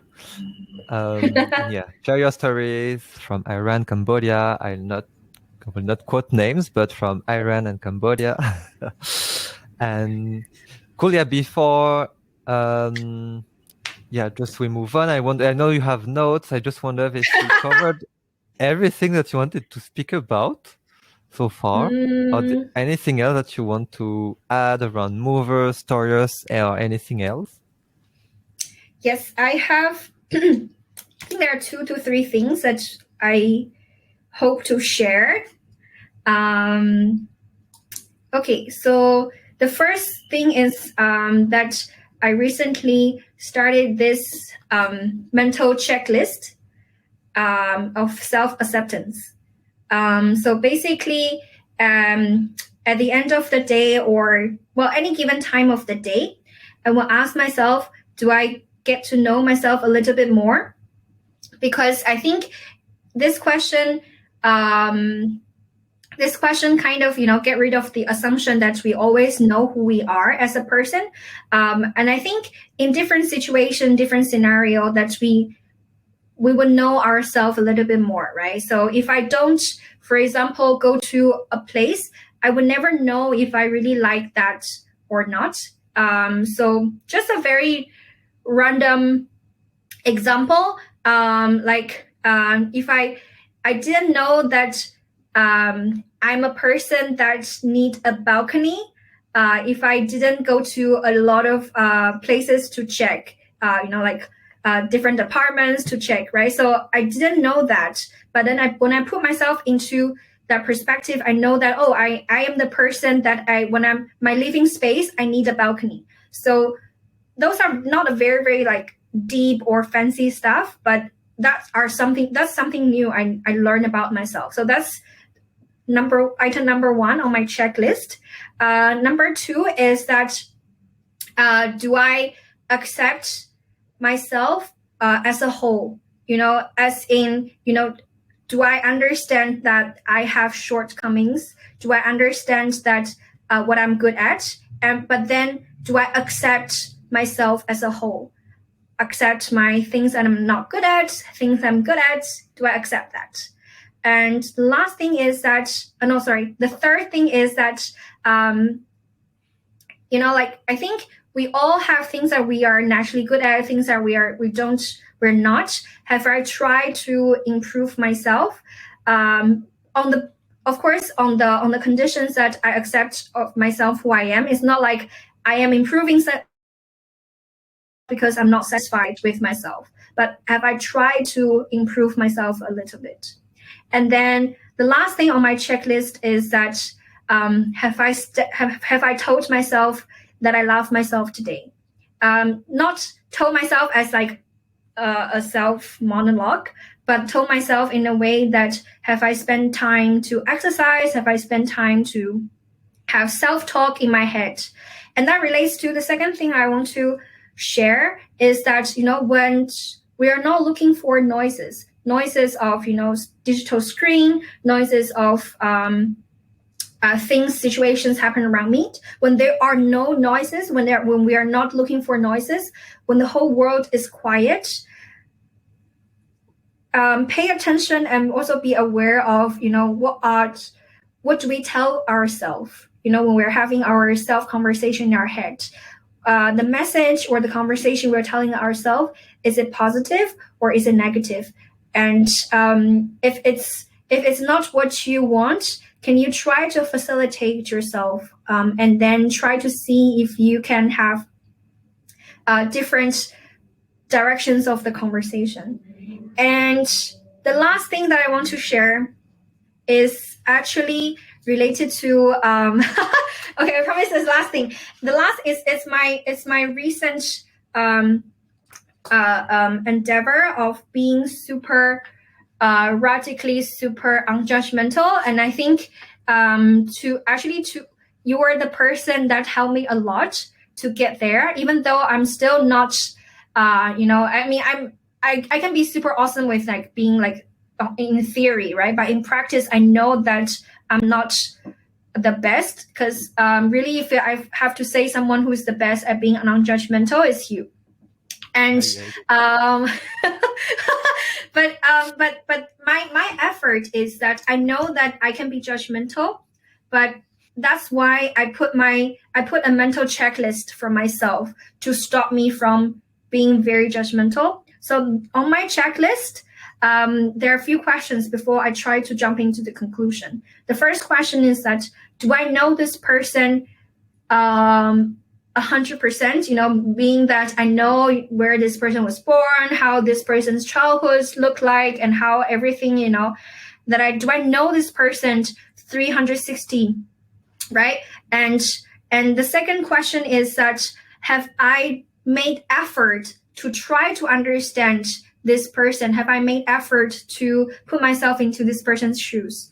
And the third part is that have I clarified, have I shared my feedback with this person, right? And then if all these answers are nope, I don't know this person 100%, I never made effort, I didn't give this person a feedback or a chance to, to maybe let them know what I think, then who am I to judge this person? I'm not qualified. And at the same time, even if the answer I have 3 yeses, I've made effort to know this person. I feel like I know this person 100%, and I clarify and I gave feedback. Even if those things happened and this person still makes me feel uncomfortable or make me feel like I can't deal with it anymore or everything, I can't control this person's behavior, but I can control my actions. I can control my behavior. I can either keep my distance. I can try to control my actions. I can choose not to hurt this person in return, even if this person hurts me, right? I can choose to stay true to my value. So that's my last message of my maybe what I've learned since last September. I think it's so... Yeah, I think it's interesting. We come back in the beginning and we link to the first episode because you mentioned that to express... I mean, first, thank you for your comment on being non-judgmental. And then, you mentioned to be able to express kindness the best way. You need to be able to speak out and really be humble and understand the other person. And I think it's what you just described. I think it's interesting because we come back to kindness. And the third point you mentioned is your definition of kindness, which is to understand someone through the small checklist and then asking yourself, have I done that?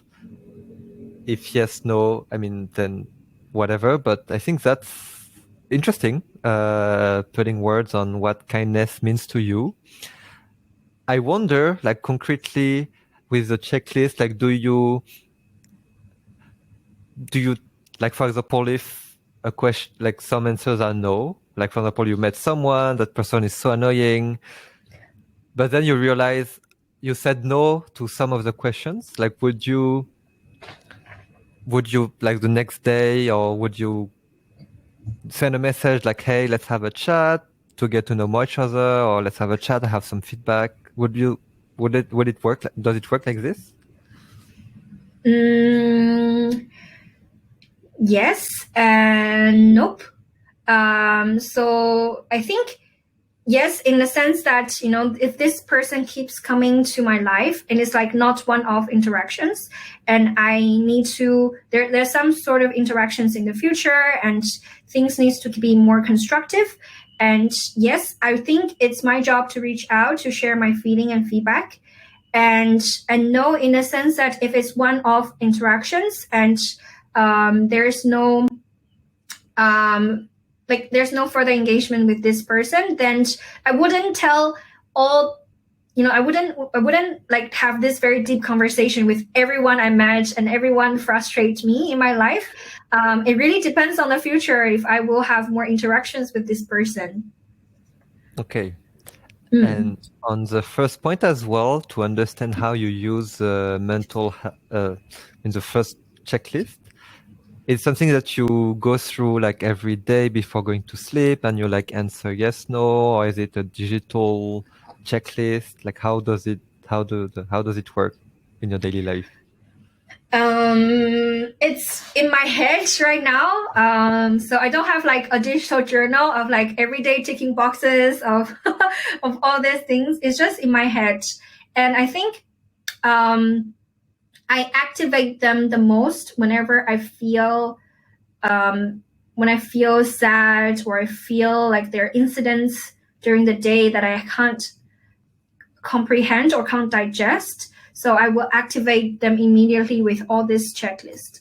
So it's like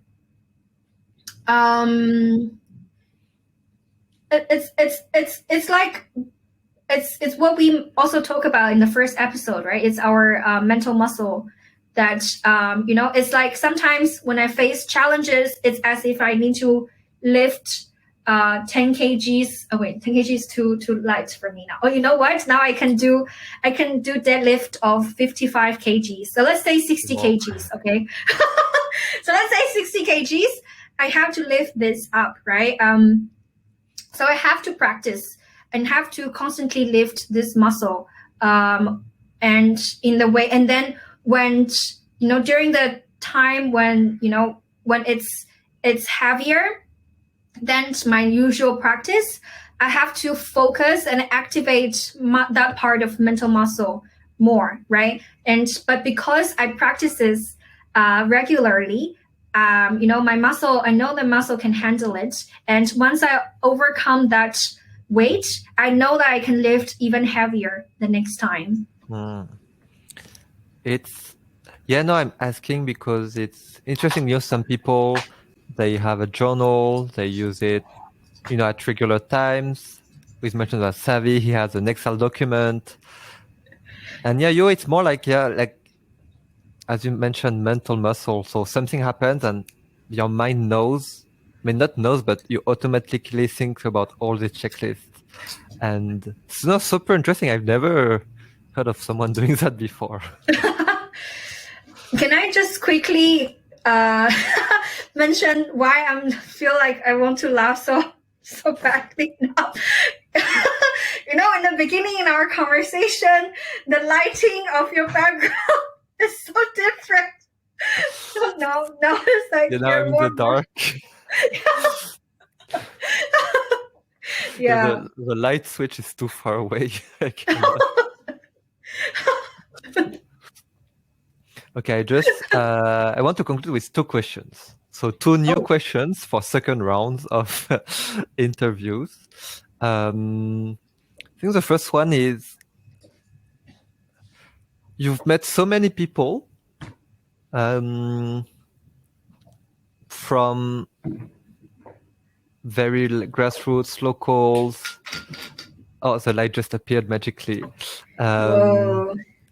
You met, a lot of government, a lot of singers, a lot, pretty much, you met a lot of people, and you keep meeting a lot of people all the time. I just wonder, is there anyone, let's say, maybe if you could have dinner with anyone, right after this interview, who would that be? Is there any criteria of this person, in the sense like anyone as a person that I want to catch up with, or anyone as a person I didn't get a chance to interact much but I really want to know more about, or anyone as the person I really miss from from previous, before lockdown? So do you have any, I would say, criteria?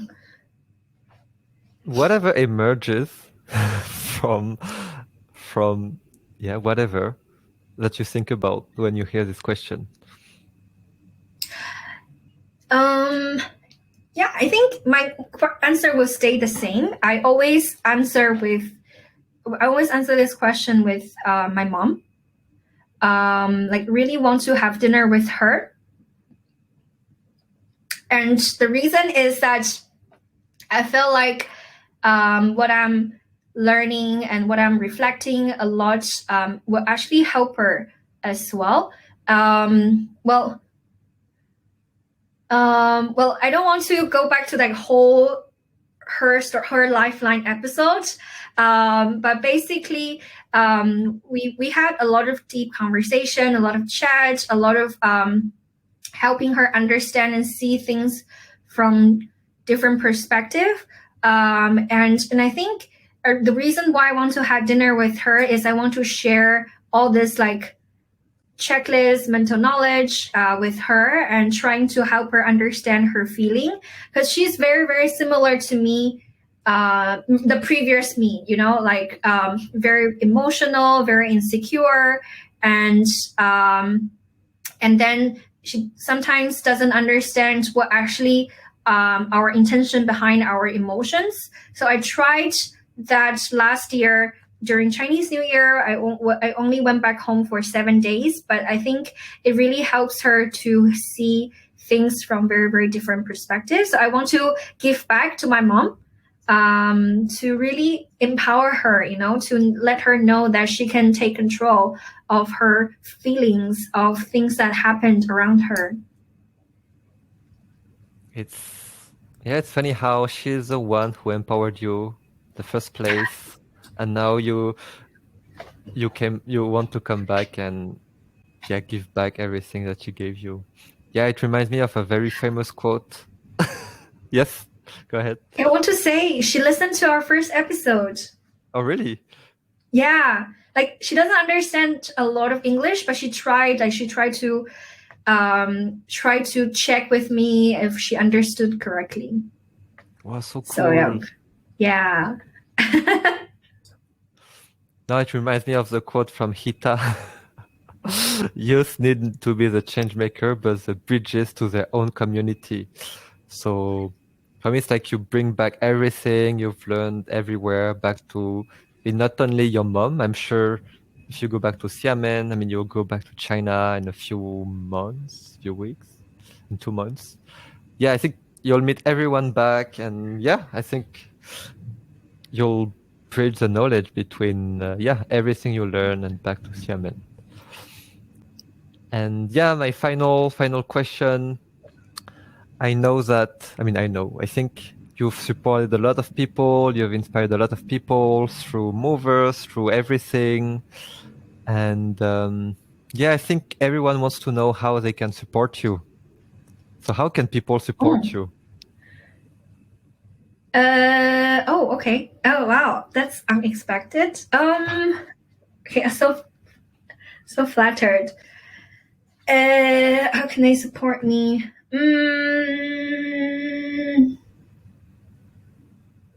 Well, in a practical sense, join the Movers program, join Storius, and in a non-practical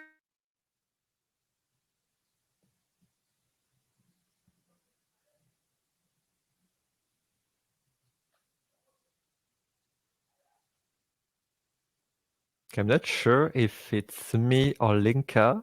I guess it's Linka. So it's my turn to do some monologues. Join the Movers program, like the Facebook page of Storius, and back to you, Linka, to continue. Yes. Join Movers, join Storius, and I think in daily life, really think about, how treat other people as the way that you wanted to be treated, and in a way that we all wanted to be understood, right? Whenever we do something, whenever we say something, we want it to be understood, and it's always so empowering and always so comfortable when you answer, when you have a conversation and your first sentence starts with "I understand" instead of "but," or instead of "well, I think." So start with your sentence with like, "Yes, I understand," and so it's very, very tiny things, but it actually gives people around you feel like, you're making effort to understand them. You are not judge other people. So start with that, and then at the same time think about think about how you want to leave a message to people around you. How do you want other people perceive you? And then many times what we say, and especially our actions, gives a message and impression to people around us, right? So what is your message? And if you can always let me know, how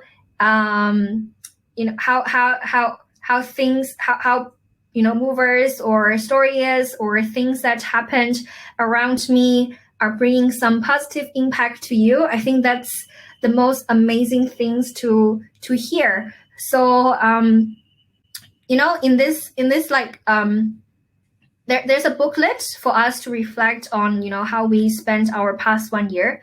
I don't remember the name of that booklet, but basically there's this question, who are the 3 people that I impacted on the most for the past 1 year, a year compass.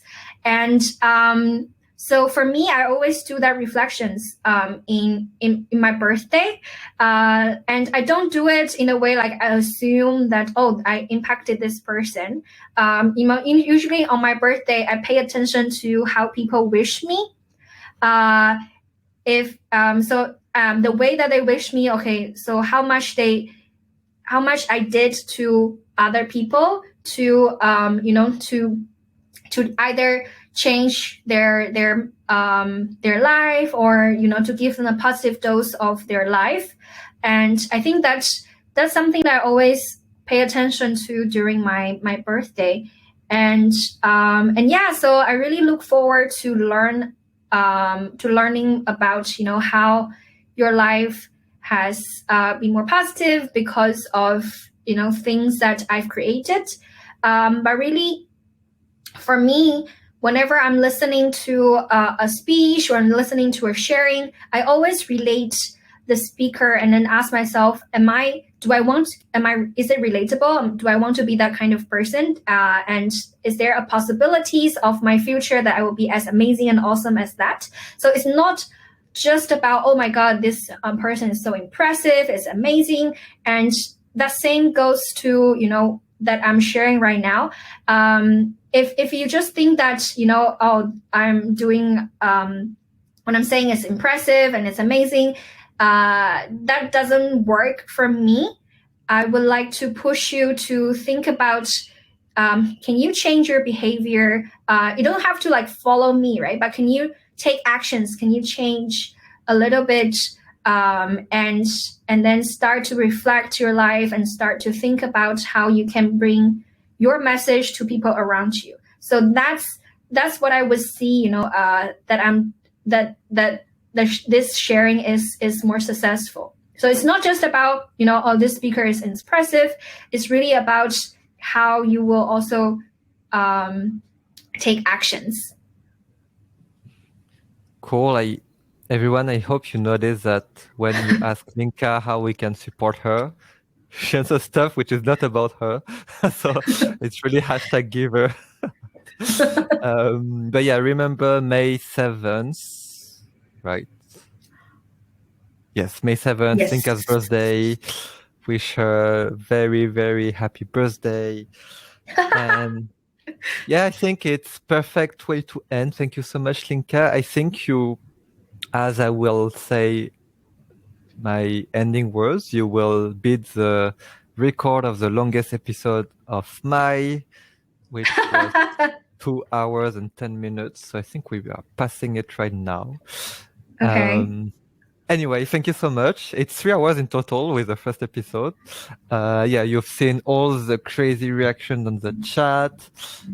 And yeah, I think it was so cool to be able to speak more about movers, about Storius, about your mental model. I still wanted to, actually, I still had a lot of topics I wanted to share about, but maybe for part 3, who knows? Thank you so much. Right. I think we didn't talk about our the exercise, Muay Thai and workouts, but we will definitely leave that for next round. And yeah, thank you so much for having me here. And Lifeline has become one of the things that I do, like my weekly routine, that I usually listen. It's like following a TV series, that kind of routine, right? Like every week there's a new episode released and you listen to what's going on. And yeah, for those of you who are listening, I highly recommend you to follow Lifeline, follow its Instagram, its LinkedIn, its Facebook page, and also subscribe and listen to, give yourself a treat of positive message every week. right? So see that as your personal treat, that you treat yourself 1 hour, 2 hour with positive life story, and then note down a few things that you've learned, you've take away from each week of Lifeline episode.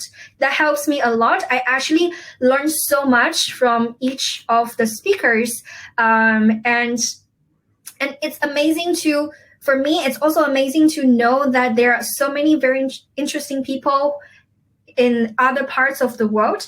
At the same time, it's also amazing to know that a lot of people think very, very similar to me. And it's very, really assuring to have that feeling of, oh, I'm not the only person who come up with this, and it's super cool that we think alike. So do subscribe to Lifeline and listen to each of the episodes. I think that's the best feedback I could get today. And yeah, start with the first episode, obviously, everyone. And I think also just some congratulations for everyone. I think some stayed for the 2 hours. So congrats to you. You are the real heroes. Longer than the Movers Workshop. So yeah, thanks everyone. Thanks for all the emojis, the comments, and see you for another episode. Thank you.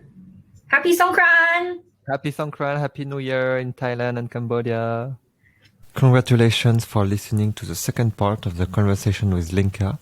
I hope you enjoyed it, and if you did, please message her and tell her how amazing she is. To know more about Linka's journey, do not forget to listen or re-listen to the first episode of Lifeline with Linka. And as always, you can support Lifeline by sharing this episode with your friends, by subscribing, or by writing a nice comment on Apple Podcasts.